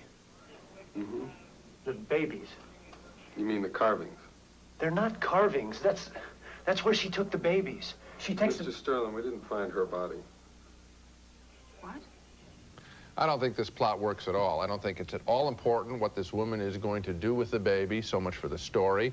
On the movie level, the visuals aren't compelling either. The big tree is your standard horror movie tree with animated limbs. The couple is boring. The police are standard movie dullards who immediately take the side of the guilty. And the special effects from Bill Friedkin of The Exorcist, well, they're nothing that, shall we say, will turn your head. There's not much to like about The Guardian. You know, there is one area, though, Gene, where this movie breaks important new ground, and this is something that movie trivia experts Oh, you're going study. to be funny now. Yes, I am. I'm going to be funny. This is the first horror movie in which a chainsaw is used against a tree. I understand. I mean, and then it spews out blood and all that. Now, thank you for that enormous laugh of support well, there. It's My not that funny fun. remark. You know, it's too bad about William Friedkin, because here is an important director. To Live and Die in L.A. was a very, very good movie. French Connection, obviously. The French Connection. His last film, Rampage, which was never released, which I had an opportunity to see, was a true crime story. He was right at the top of his form. This man is making great movies that nobody sees, and then he you know, probably because he wanted to keep working, made a movie like The Guardian, which will get released and won't do his career or his reputation any good at all. There really isn't an element here that's compelling. I mean, you know, if the Druids are supposed to be a threat to us, I mean, The Exorcist, it was a real threat to the world. There's nothing going on here. I mean, we laugh at the tree. It just falls apart at every critical step. Yeah, it's just real hard to get involved with a babysitter that wants to sacrifice a baby to a tree. Wrestler is who made this? I'm the Bulgarian bear wrestler. This is delicious. And even when he does the double take to show that he now realizes he likes this girl, so he's going to praise her coffee, it's not convincing. That's Gene Wilder as a cartoonist. Christine Lottie as the chef he falls in love with, and Funny About Love, a movie that is not funny and is certainly not funny about love, and is one of the most annoying and inept movies I've seen in a long time. Here is a film that has a genius for awkward scenes, dopey dialogue, and sentiment so shameless it is actually offensive.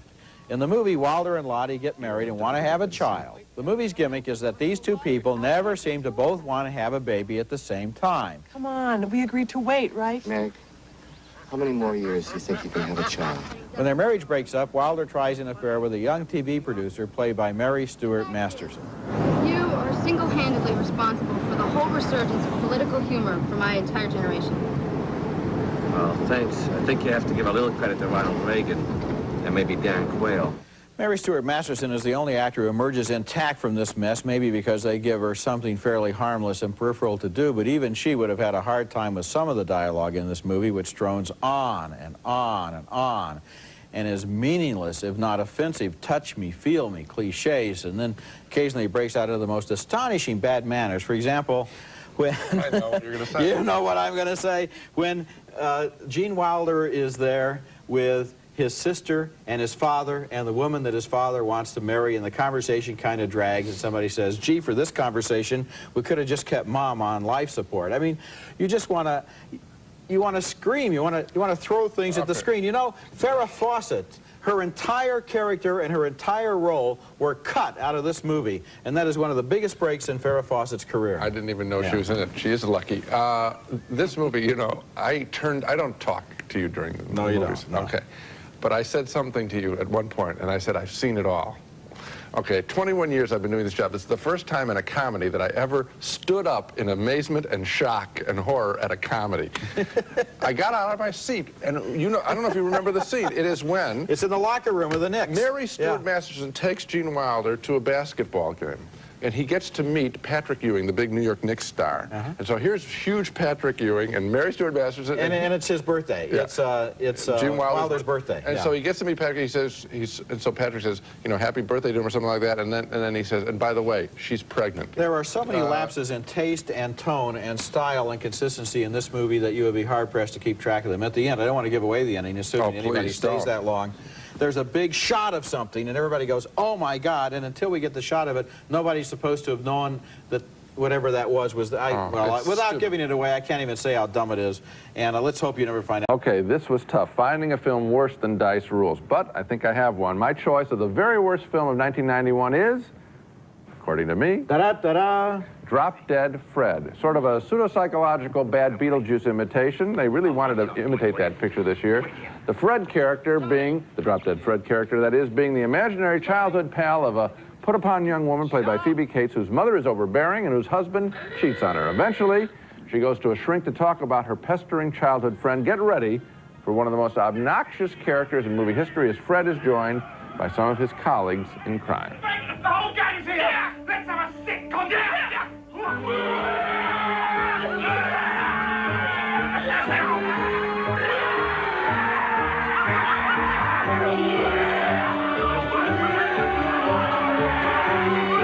That's Rick Mayall as Fred.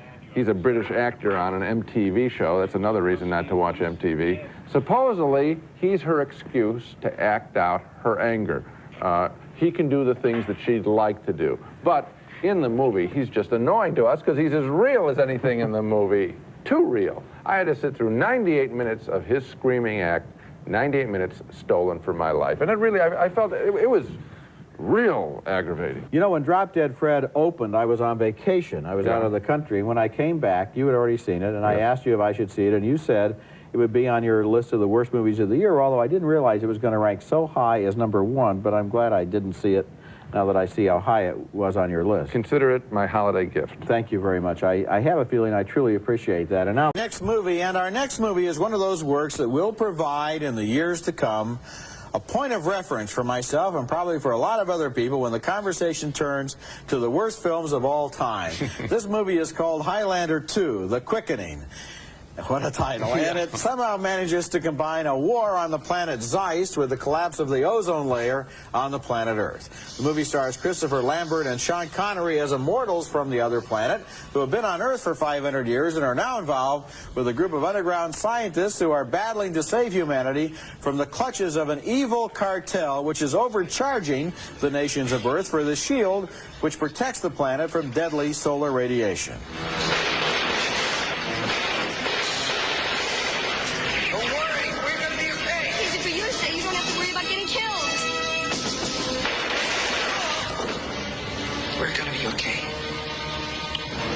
Hold him off. You have to know here that there is only one way immortals can die, by decapitation. And now, as they face that very fate in a room that works like a large Cuisinart, is Connery terrified? Not if he can still deliver a speech like this, he isn't. Most people have a full measure of life. And most people just watch it slowly drip away. One of the small pleasures of the movie is the way the battle for control of entire planets is engaged in entirely in dialogue made out of movie cliches. Peace is highly overrated. Things don't change, Katana. I like that. After all these years, you're still a jerk. Highlander 2, The Quickening. What a title. This movie, I think I can safely say, is a film that defies description. How else to account for a character who comes from another planet but seems to know nothing he didn't learn in Scotland 500 years ago? Or a planetary shield that should have produced an ice age but creates a heat wave instead? Or an ozone layer that can repair itself in just 25 years? We've got a month to go, Gene, before we start choosing our list of the year's worst films, but I think it's safe to reserve a place on my list for Highlander 2, The Quickening. When they thought of the title, didn't anybody say, you know, that's kind of awkward? How about the original title, Highlander? If you saw a movie called Highlander, would you think it was about somebody from outer space? No, I think about somebody from Scotland. But it is a completely ridiculous movie. The only redeeming value is that it ends. They just wrap it up real fast at the end. The special effects, I read about this picture. It cost $34 million to make this picture. I can't believe it. You're kidding me. Shot in Argentina. Where did the money go? $34 million? They must have had a limousine every time they went to the John. The special effects look cheap. They don't look expensive. Sean Connery got a grin on his face even in some of the tension-filled scenes because he's cashing a big paycheck. He probably got paid millions for this picture. Well, the thing about Sean Connery, who in all of the James Bond movies has always had an ability to deliver dialogue with a straight face and still let you know that he gets the joke, he does it here too. Yeah, it's totally appropriate. He gets through this movie without getting scarred because the way he delivers the dialogue is part of the fun. He could buy a new home with what he got for this picture. Our next film is called Frozen Assets, and we take a step way down in quality here. This is one of the dumbest comedies I have ever seen. You're going very easy on it, I see. So far. Let me try. The first lame joke sets up the whole story as Corbin Burnson is sent from the head office to manage a small-town bank. But what he doesn't know, it's a sperm bank. Now, isn't that a scream? Here's how his misunderstanding goes in the movie as he meets a customer played by Paul Sands. I'd like you to think of me as an old friend. Don't be shy. My door is open if you need a hand. 2 hands. Hey, I'll get down on all fours. That's how eager I am to please. Running the sperm bank is the uptight Shelley Long. She and Burnson feud and fuss in dialogue that's on the level of a failed TV pilot. I don't even understand why they built a place like this in a hick town like Hobart. Because hicks like us also have problems with impotence and sterility and sexual performance. We're just like you. Thrown in for laughs that never materialize is the character of a local millionaire nutcase played by Larry Miller. Let's reveal your score tonight. Score? Set. S-E-X? No, thank you, but I've never really... Alone, sure, but with others, no, A little of his act goes a long way. I knew Frozen Assets was going to be awful from its opening scene, in which we see an executive at the head office jabbering on the phone with underwear stretched over his head. I don't think I can adequately describe to you how unpleasant the remaining 95 minutes were or will be for you. It was as depressing an experience as I've ever had going to the movies. That's 23 years of going to the movies professionally, maybe 6,000 to 7,000 pictures. Well, Gene, I was going to the movies professionally for 2 or 3 years before you were, and there was nothing I saw during that time that even approached this in its abysmal awfulness. This is perhaps the worst comedy ever made. And you know the theory of reincarnation? They may take the ad out. That makes it sound good. They get the second worst comedy ever made. Okay, they won't use it. Not even the worst comedy ever made, just the worst movie ever made. I don't know. You know the theory of reincarnation, where the dues we pay in this lifetime, yes, we may get to collect in another lifetime. For having seen this movie, I want months and months and months in a beautiful valley with honey and nectar and zephyr-like breezes. I mean, years perhaps would be appropriate. You know, you have simple tastes. I couldn't. And a big car. This is a happy. Yeah. Get something valuable. Zephyr-like breezes. 1800 tomorrow night. I want you on that train. Thank you. 6 o'clock, Linda. If you're not there, I have to leave without you. Melanie Griffith is a secretary who becomes a spy alongside Michael Douglas in Shining Through, one of the new movies we'll be reviewing this week on Siskel and Ebert. And we'll also take a look at the career of Sean Young, the actress whose controversial new film is Love Crimes. I'm Roger Ebert of the Chicago Sun-Times. Yeah, I think they've been picking on Sean Young too much, and we're going to talk about that. Okay. I'm Gene Siskel of the Chicago Tribune, and our first film is called Shining Through, an old-fashioned World War II melodrama that is a better love story than a fighting the Nazis espionage story. The best part of the film is the opening verbal byplay between would-be employee Melanie Griffith and her tough, mysterious boss-to-be, Michael Douglas. You stand up and turn around, please. Why should I do that? Because you want the job. And I asked you to. It's a test I like to give. Well, I'll take it sitting down. Griffith, of course, is hired, and in a 1940s version of Working Girl, she becomes a great employee, figuring out that her boss is a spy for America. How do you know all these things? I might be a better spy than you are. Where Shining Through goes wrong is when Griffith, the daughter of a Jewish father, decides she wants to spy on the Nazis too. Some corny dialogue here. I want you to taste my strudel, the way my grandmother taught me to make it, and my apple compote. She taught me to cook German style, the way my grandfather likes it. And I could cook for 50 if I had to. 5 courses, the way they do it in Berlin. And on nights when they didn't have people over, I could bring tea and strudel up to the Drescher's study and put a little schnapps in the tea so that Horst and Hedda would get tired and could retire early, and I could be left alone in the study to clean up.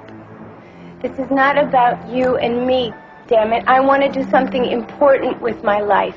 Eventually, she does go to Germany, and in scene after scene that seems false, she worms her way into the Nazi high command, working as a nanny.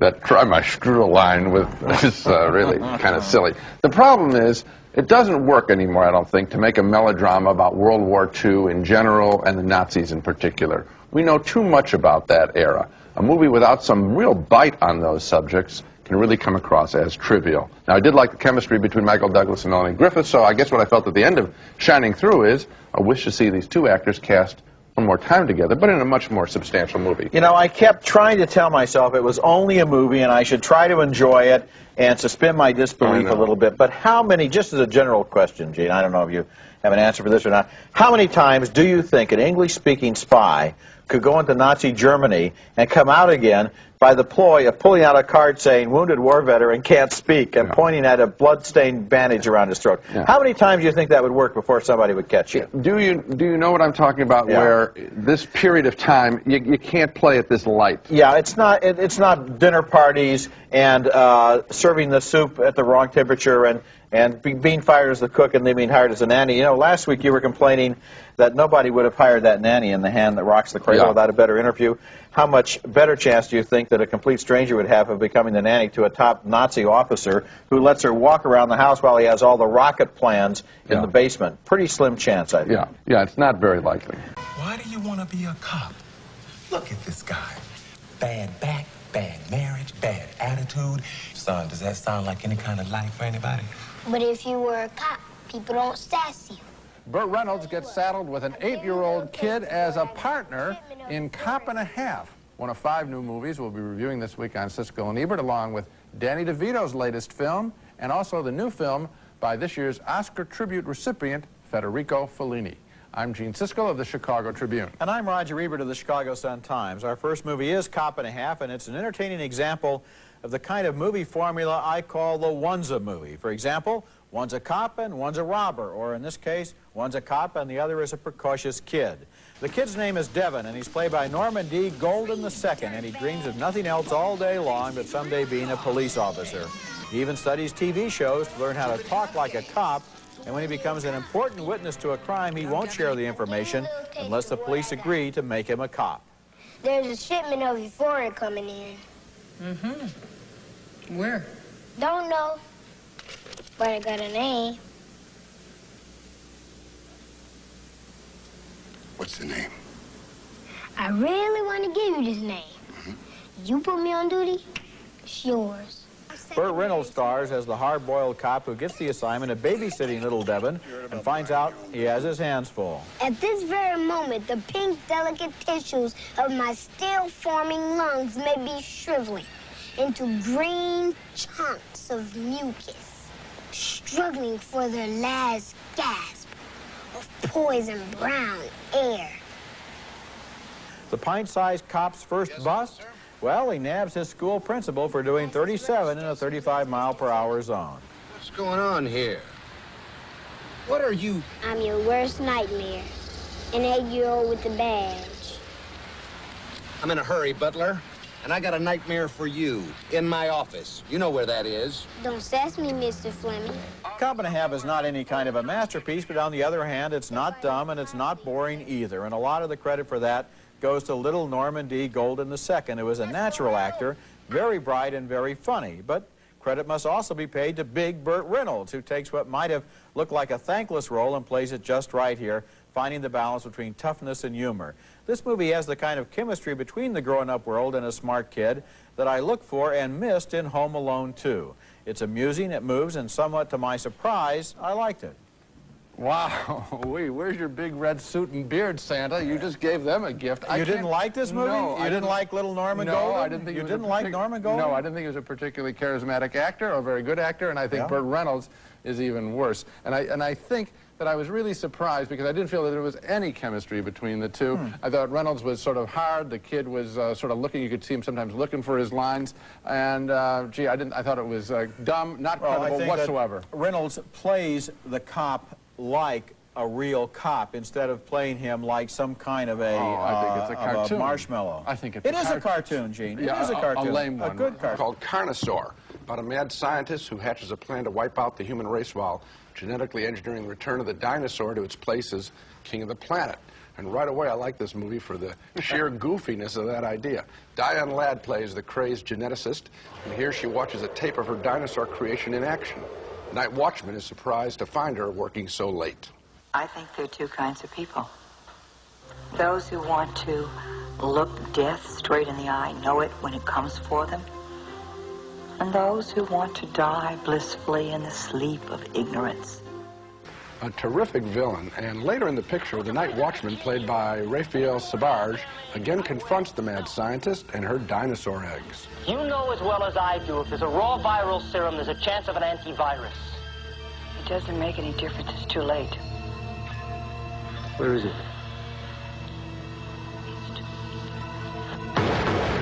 Ultimately, of course, there must be a showdown between the night watchman, his girlfriend, and the dinosaurs. The creatures, unfortunately, are the least interesting element in the movie.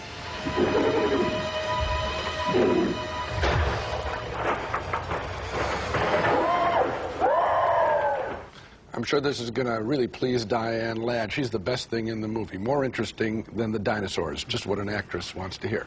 Steven Spielberg's Jurassic Park is coming out next month, and it's going to feature high-tech dinosaurs. It's going to be interesting to see, however, whether he has any humans as enjoyable as Diane Ladd's character in Carnosaur. So a marginal thumbs up for me. Well, a thumbs down for me, Gene, although I did enjoy Diane Ladd's kind of mad intensity. She has that sort of way of zeroing in on her lines as if everything in the entire future of mankind depends upon what she's doing here. I think she's one of the craziest characters that we've ever seen in a movie. I mean, this woman is, I mean, she's really way out there. The easiest thing would be, we always get it, the villain is always someone who wants to destroy the world. She's got a very specific plan. She hates people. And she loves dinosaurs and thinks they should be in charge. I mean, that's fabulously loony. Well, I liked all of that. I agree with you, the dinosaurs aren't too good, and it doesn't help that they shoot them all at night, which I think is a technique to cover up the fact that they're not really very high-tech. I think Spielberg's going to have higher-tech dinosaurs. I also felt that the plot got a little murky when all of the women started to give birth to dinosaurs and everybody broke out in a fever and so forth. I was not quite sure exactly what the master plan was there. The master plan is, she's thought this through very carefully.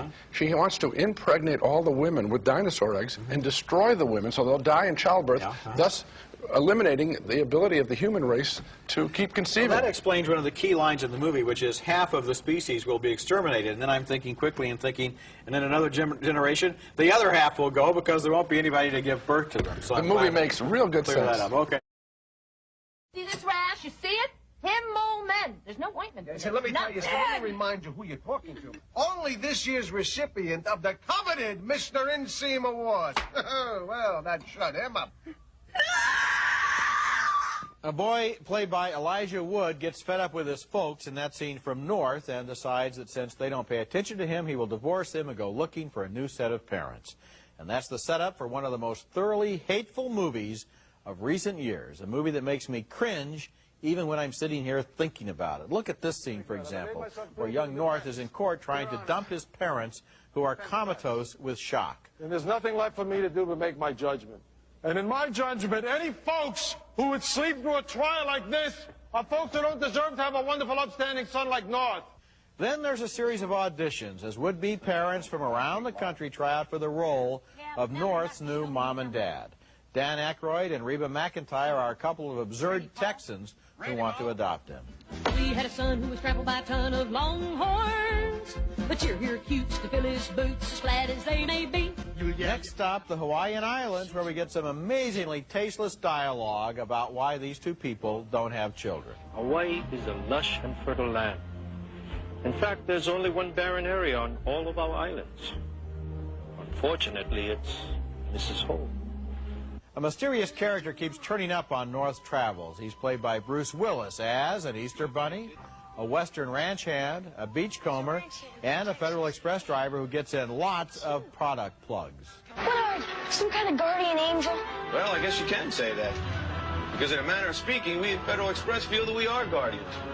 Guardians of your most important packages and priority communication. I hated this movie as much as any movie we've ever reviewed in the 19 years we've been doing this show. I hated it because of the premise, which seemed shockingly cold-hearted, and because this premise is being suggested to kids as children's entertainment, and because everybody in the movie was vulgar and stupid, and because the jokes weren't funny, and because most of the characters were obnoxious, and because of the phony attempt to add a little pseudo-hip philosophy with a Bruce Willis character. Now, I think Elijah Wood is a fine young actor, and of course, Rob Reiner, the director, has made one terrific movie after another, so I would prefer to consider North as just a very unfortunate aberration in these otherwise admirable careers. Well, I mean, I think you got to hold Rob Reiner's feet to the fire here. I mean, he's the guy in charge. He's saying that this is entertainment. It's deplorable. I mean, there isn't a gag that works. You couldn't write worse jokes if I told you to write worse jokes. And, of course, you could always... The ethnic stereotyping is appalling. Yes. It's embarrassing. You feel unclean as you're sitting there. It's junk. First-class junk. And then the idea that kids might be lured in by television ads to see this movie about a little child who, you know, throws away his parents and goes shopping for a new set. It's really... Any subject could be done well. This is just... Look, why don't you bring that girl on the tape in here? She'll tell you I'm not this person she's talking about. The girl on the tape is dead. Linda Fiorentino is a psychologist with a checkered secret life, and David Caruso plays her former boyfriend, an assistant DA investigating the murder of a wealthy man in Jade, William Friedkin's film that is so convoluted in its story that you end up giving up following it and are merely left feeling voyeuristic as you endure the kinky sex scenes. Here's Fiorentino getting the news about the millionaire's murder. Oh my God, I just saw him today. You did? Yes, we were talking about acquiring the new Matisse for the museum. What happened? We met at his house. Fiorentino's husband is a well-connected lawyer played by Chaz Palminteri, but we have no interest in his character other than as a murder suspect as he tries to bribe Caruso. Why don't you come downtown? As a partner? Eventually. What for? Money. Real money. Yeah, I'm having too much fun doing what I'm doing. There's only 3 fun things in life, Paisan. Money, sex, and power. Another suspect in Jade, no less than the governor of California, Richard Crenna, who is about to see some incriminating photographs of himself in a sex act with a call girl. Actually, I was hoping to see you alone. Oh, I don't have any secrets from Bill. He not only knows where all the bodies are buried, he buries all of them himself. Ultimately, Fiorentino herself becomes a suspect because of her sexual proclivities. Her former lover is shocked, just shocked. How many were there? A lot? I don't know. I lost track. How could you let them do this to you? They didn't do anything to me, David. It was my choice. I liked it. I was in control. Jade is pretty much claptrap in luxurious surroundings. The only character we could possibly care about is Fiorentino's, but she is lost in the story's many twists and turns, and her sex scenes are merely inserted as turn-ons, not as any part of any serious psychological examination of personality type. Jade doesn't care that much about her. Jade is about obnoxious rich people treating each other with contempt. At the end, I didn't care who done it or whether David Caruso ever found out who did. I didn't either, but I did want to know, and the first time I saw the movie, I didn't understand how it turned out. Now, they re-edited the last reel, and I saw the entire movie again yesterday. Now I think I could pass a test on it, but on the other hand, it turns out that there are 2 solutions to 2 different threads of crime in the movie, and the solution to one of them makes the same mistake that another screenplay by the same writer, Joe Esterhaus, made in Jagged Edge. If you remember that movie, there's a guy dead on the floor, and the camera shows him, and everybody says, oh, that's who it is, but then they all say, but who was it? And in this movie, the same thing. You really have to look and think to see who that dead body is, and then you have to think real hard to figure out how it connects with anything, and then it doesn't connect with the main murder. But Roger, you're talking about it as a mystery. At any point, did you care who anybody cared? No, because it's all the elements. It's all the elements, but they're not assembled in terms of any kind of story or character development that involve you. Linda Fiorentino is a good actor. She can play a psychologically deep character. Has she been given one here? No. This movie is just showing the back of her body and sex scenes. All kinds of problems. For example, when it turns out who committed the main murder, how did that person get the other person to go along with it? That's an interesting question. How come Caruso never knew anything about Fiorentino's sexual problems when every other man in San Francisco If you could answer every question, you still would have a worthless... I'd like to give you a very intimate demonstration of our new prototype, PERSEC unit, Personal Security Unit, with user-selectable pain dispensing moves. Choose which of your senses to attack, sight, sound, or touch.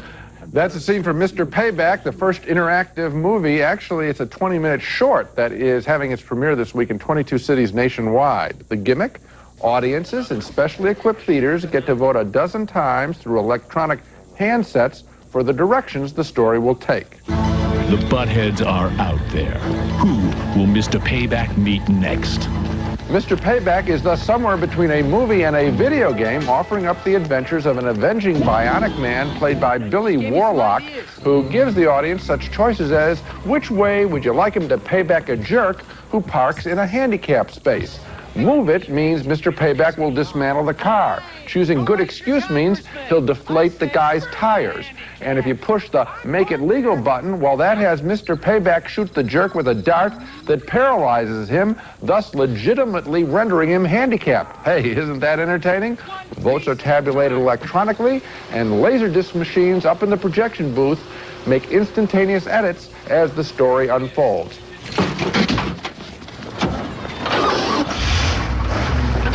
spoiler, huh? Buckle up! Have a nice day! Mr. Payback is dreadful, full of humiliations involving electric shocks to the groin, the beginning of a rape scene, and a school principal being dressed up in a leather harness and spanked with a paddle. Foul language is wall to wall. There are still too many jerks and scumbags taking advantage of their fellow man and getting away with it. Naturally, each one of the kids I talked with after the show in suburban Chicago enjoyed it immensely. And did you like Forrest Gump more or less than this? Or is it a close call? Yeah, it's a close call. Do you like the part where the principal was hit, where she was dressed up in a leather harness and hit with a paddle? Yeah, I like that part. That was funny. More fun than an average movie or less fun? Really more fun than an average movie. They're charging $5 to sit through 2 showings of Mr. Payback so that the audience can choose an alternative storyline, different humiliations. Instead of maybe the paddling of the teacher, the second time through another villain, you could see a bad corporate executive get forced to eat a dog dish full of monkey brains. I would have paid twice as much to see Mr. Payback only once.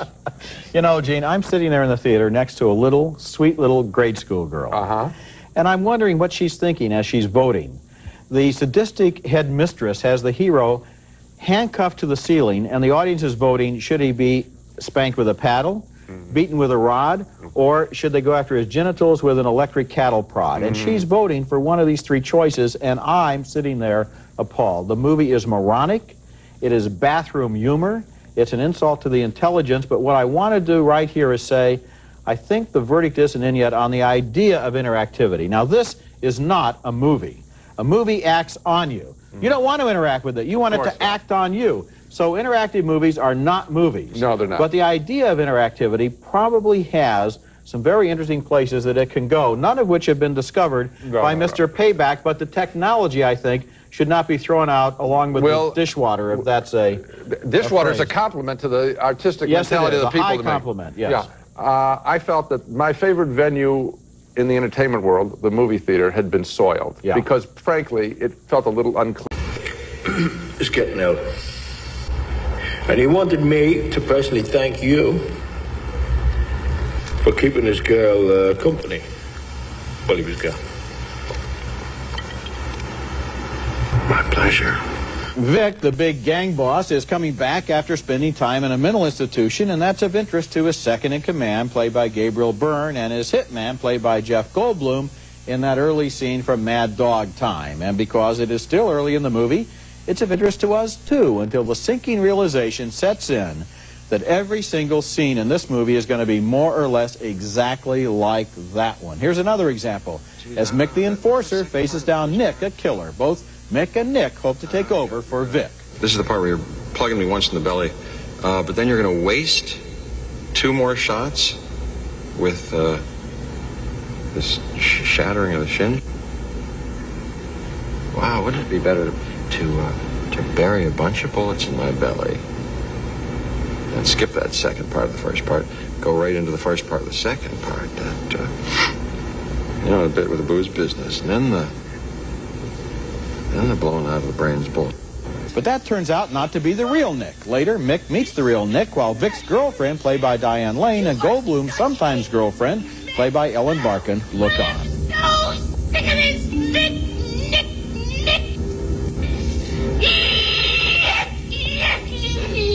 Oh, and here's Vic, played by Richard Dreyfuss. Ben has just threatened to take over the mob. He did it my way, with special lyrics. Now Vic does it his way. I judge a man's life by the way he dies, Ben. Your life was one note. Mad Dog Time starts out with the information that it takes place in a parallel world on the other side of the universe. That's not far enough away for me. Scene after scene simply consists of characters standing around and talking tough before somebody gets shot to death. How in the world did anyone think this would be watchable, let alone entertaining?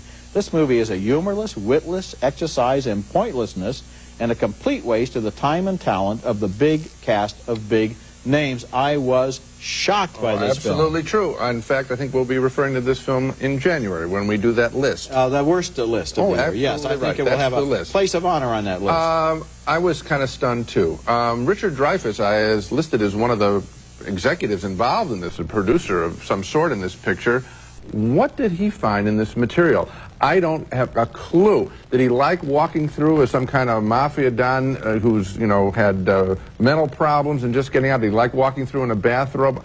What drew all these other talents? These are big talents. These are quality actors. I have no idea. Maybe they all got hallucinating after a screening of Usual Suspects and thought this screenplay had some similarity to it. I would have loved to have been at the pitch meeting. Okay. I would have loved to hear the pitch. Want to put it Somebody's going to spend millions of dollars on this picture. What do you tell them? Okay. How can you convince them there's anything in this movie that anybody wants to see? I think you put your finger on it when you said Usual Suspects, and I'm going to cite Reservoir Dogs. I think this is a bunch of 40 to 50-year-old guys thinking, hey, here's the way the world's going with Tarantino, so we're going to make one too. It'll work. This is what people want, and they have sold themselves out. And our next film is a candidate for the year's worst. Any year's worst. It's called Little Indian Big City, and it's a badly dubbed French film, badly dubbed into English, about that old story, the wild child brought into civilization. The boy is found in the Amazon jungle after his father has gone there to get a divorce from his estranged wife. Typical of the film's stupidity, the boy's Indian name, Mimi Siku, translates to, get this, cat pee. This in home of you? Big arrow piercing sky, like on necklace Grandfather Muluku? Of course, yeah. The Eiffel Tower, yeah. It's in my hometown. And it big. You take me Eiffel Tower? Well, yeah, sure. We'll go someday. Once in Paris, cute little cat pee climbs the Eiffel Tower. The film would like to be a heart-tugging father and son story, but look at how lamely this scene plays. Okay, and to visit a monument, you buy a ticket with money. And you can't kill birds, and you have to dress properly. It's hard to understand, but you have got to learn. Do you promise to learn? Have I communicated to you just how junky this film is? I think it was the lousy dubbing job that offended me the most about Little Indian Big City. If the ad campaign for this picture is big enough, a lot of parents and their kids are going to be hoodwinked into paying to see a completely unprofessional movie. It is not professionally made. No, it's not.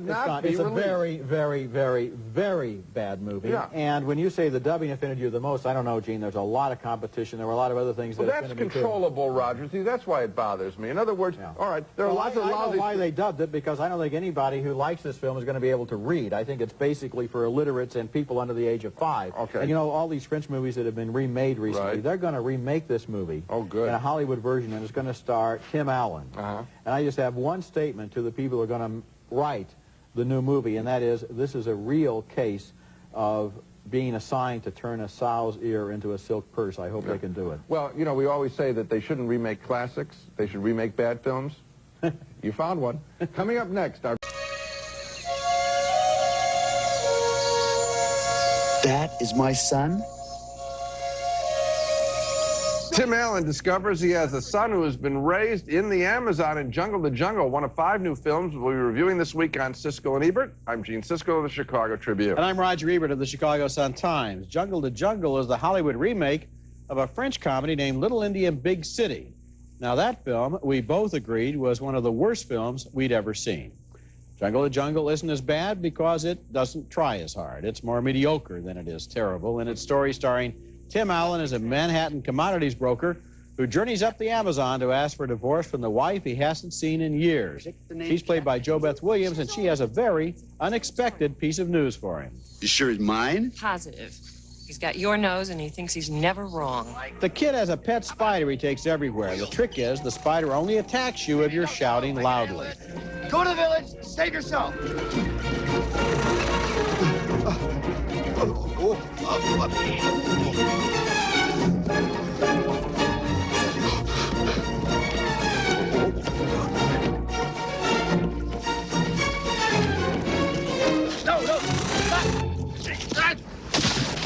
Allen agrees to bring the kid back to New York for a visit, and at the airport they meet his business partner, played by Martin Short.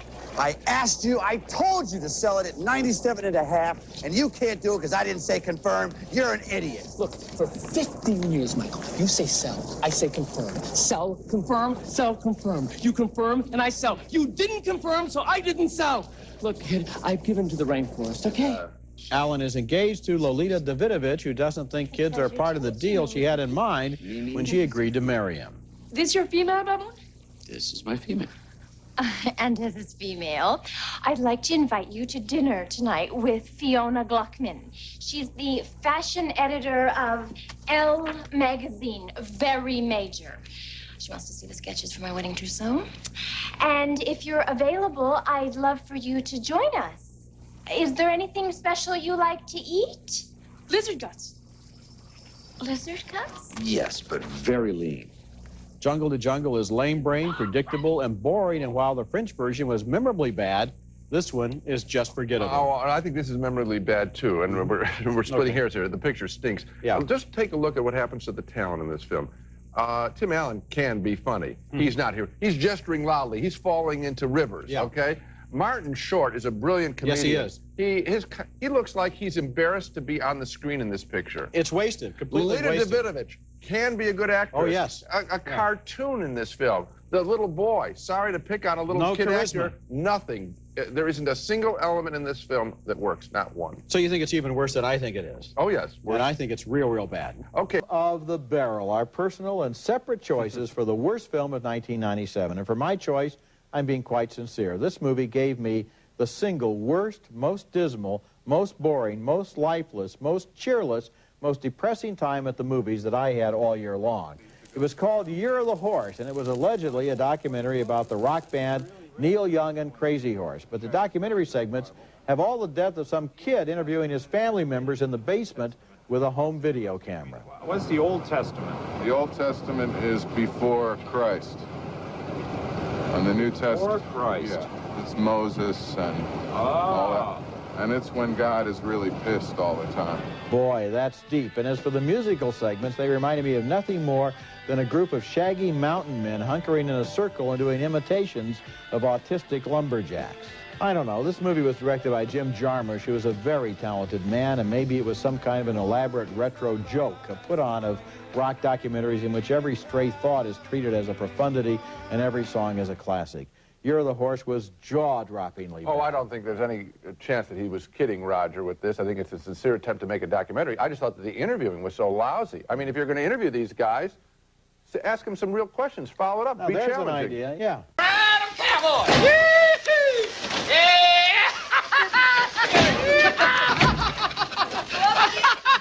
Oh, I surrender! Robin Williams clowns it up as a medical student who challenges the establishment in Patch Adams, an annoying and cloying critique of the impersonal way doctors treat their patients.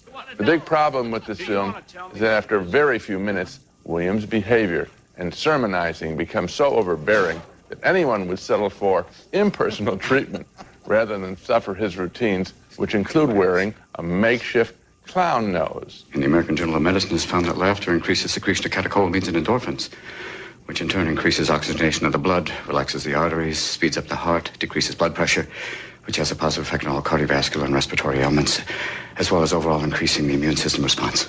The dean of the medical school, played by Bob Gunton, is not amused by Williams' antics. But that doesn't stop Patch from discussing his theories of treatment with his fellow medical students. In a perfect system, why are patients referred to by their disease, as in that interesting cancer patient, and not by their name? Well, it certainly isn't to be mean. It's to prevent transference. And why is that bad? And the one flunking out is... Listen, can we get back to the tongue, please? What if a doctor becomes emotionally involved with a patient? What is wrong with that? Does a doctor explode? No. He also attempts to romance one of them, played by Monica Potter, who does her best to reject him. Well, maybe I could help you. I read the bio book. You've read the whole book. Oh, yeah. And I'm on to Whitman. You know, you can get a copy of Leaves of Grass at the bookstore if you have a 20% student ID card. I don't want Walt Whitman. Well, he wouldn't want you either. He was a homosexual. But that's not relevant. What's relevant is that he was a medical man. He was a nurse in the Civil War and wrote great poetry. The film's biggest flaw is that if any of us saw a doctor approach us with Williams' attitude, we consider switching HMOs in a hurry. He's obnoxious, sanctimonious, and so is the film. This is another movie in which Robin Williams plays a character who's going to show us how to be a better human being, or at least as good as he is. That his character is based on a real person doesn't affect me in the least. I'd rather turn my head and cough than see any part of Patch Adams again. Oh, I'm completely in agreement with you there, Gene. Let me tell you something. Earlier I said Stepmom was too sentimental. Stepmom is hard-boiled compared to this film. Gee. This film is unforgivable. It is, the Robin Williams character is so smarmy, so sanctimonious, the word you used. You're absolutely right. If this guy came into my hospital room and started doing a tap dance with bedpans on his feet, I would call the cops. I don't want to, when my life is in the hands of doctors, I don't want to see the little red clown nose, even if it does squeak when he... I'd like to call this film Punch Adams. Oh, and you know, earlier this year we liked What Dreams May Come, also with Robin Williams. Yeah. Now, a lot of people dismiss that as too corny. Not I, and not you. It was the real thing. It was original. It was visionary. Sure. It took him all the way with new, fresh material. This is just a reworking of a Robin Williams formula that I think he should just frankly abandon. Maybe he thinks he can win an Oscar this way. He did with Good Will Hunting, playing that sort of warm-hearted psychiatrist, but back off, because this guy is really unctuous. On Oscar night this year, he just stay at home and put a red nose on last year's Oscar. Okay, next. Retro, go flight. Booster, go flight. Hey, Harry, you know we're sitting on 4 million pounds of fuel, 1 nuclear weapon, and a thing that has 200,000 moving parts built by the lowest bidder. The clock is ticking, and Bruce Willis is on a mission to save the world from a giant asteroid in Armageddon. One of the movies we'll be reviewing this week on Siskel and Ebert, and we'll take a look at the newly restored version of Gone with the Wind. I'm Roger Ebert of the Chicago Sun-Times. And I'm Gene Siskel of the Chicago Tribune. Armageddon is appropriately named because while you're seeing it, you will feel as though you've been in combat, visual combat and oral combat. This could have been the movie that was shown to Malcolm McDowell in A Clockwork Orange to make him sick of violence.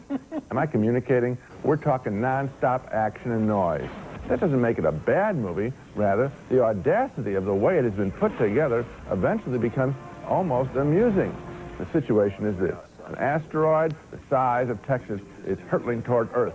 Deep core oil driller Bruce Willis is called upon by NASA Chief Billy Bob Thornton to help save the world. We're a little short on time here. Will you help us?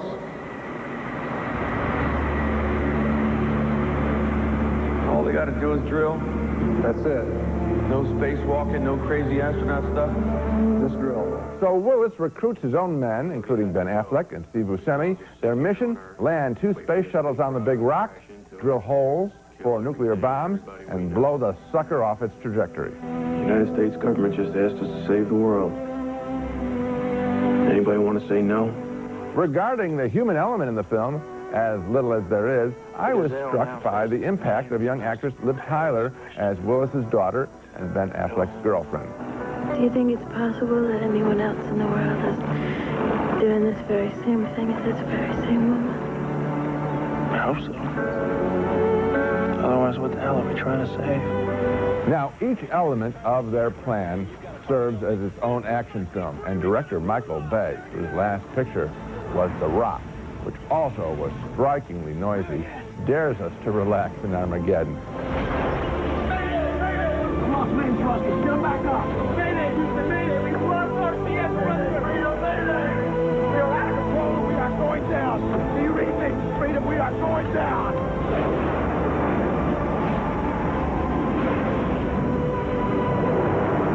Armageddon is blaringly intense. By the end, I didn't care whether Earth was saved as much as I wanted to survive myself. But again, if you get into this mood with this picture, I was laughing. That's a strangely entertaining and amusing experience. If you can stop blinking and, of course, take your fingers out of your ears. So a weird, truly weird thumbs up from me. Well, we saw the same picture, but my thumb is way down. I wanted to escape from this movie. I didn't care if the asteroid hit the Earth or not. I was afraid the movie was going to hit me. And, you know, it's cut so quickly that there's no a stretch of action that makes any sense or is comprehensible in any way. This movie, the entire movie, is cut together like a coming attractions trailer. No question. And it was bewildering. Or the TV ad for the film. It was aggressive, and it was assaulting, and it was too noisy. And I like The Rock. I gave The Rock thumbs up. Did? Okay. But this film, to me, doesn't have any kind of an arc or any kind of dramatic interest. And when it stops for drama, like when they're all saying goodbye to each other, before, you know, like seconds are ticking down. If they don't get that bomb ready in another 20 seconds, the Earth ends, and they're saying goodbye to each other on television. I couldn't understand that. Let me give people one piece of advice. If you go to a multiplex and it has Armageddon in it, do not go to a movie next door, because there will be there will be tremendous audio bleed. It's awful. Yeah, It really, well, it was too much for me. I just felt that it was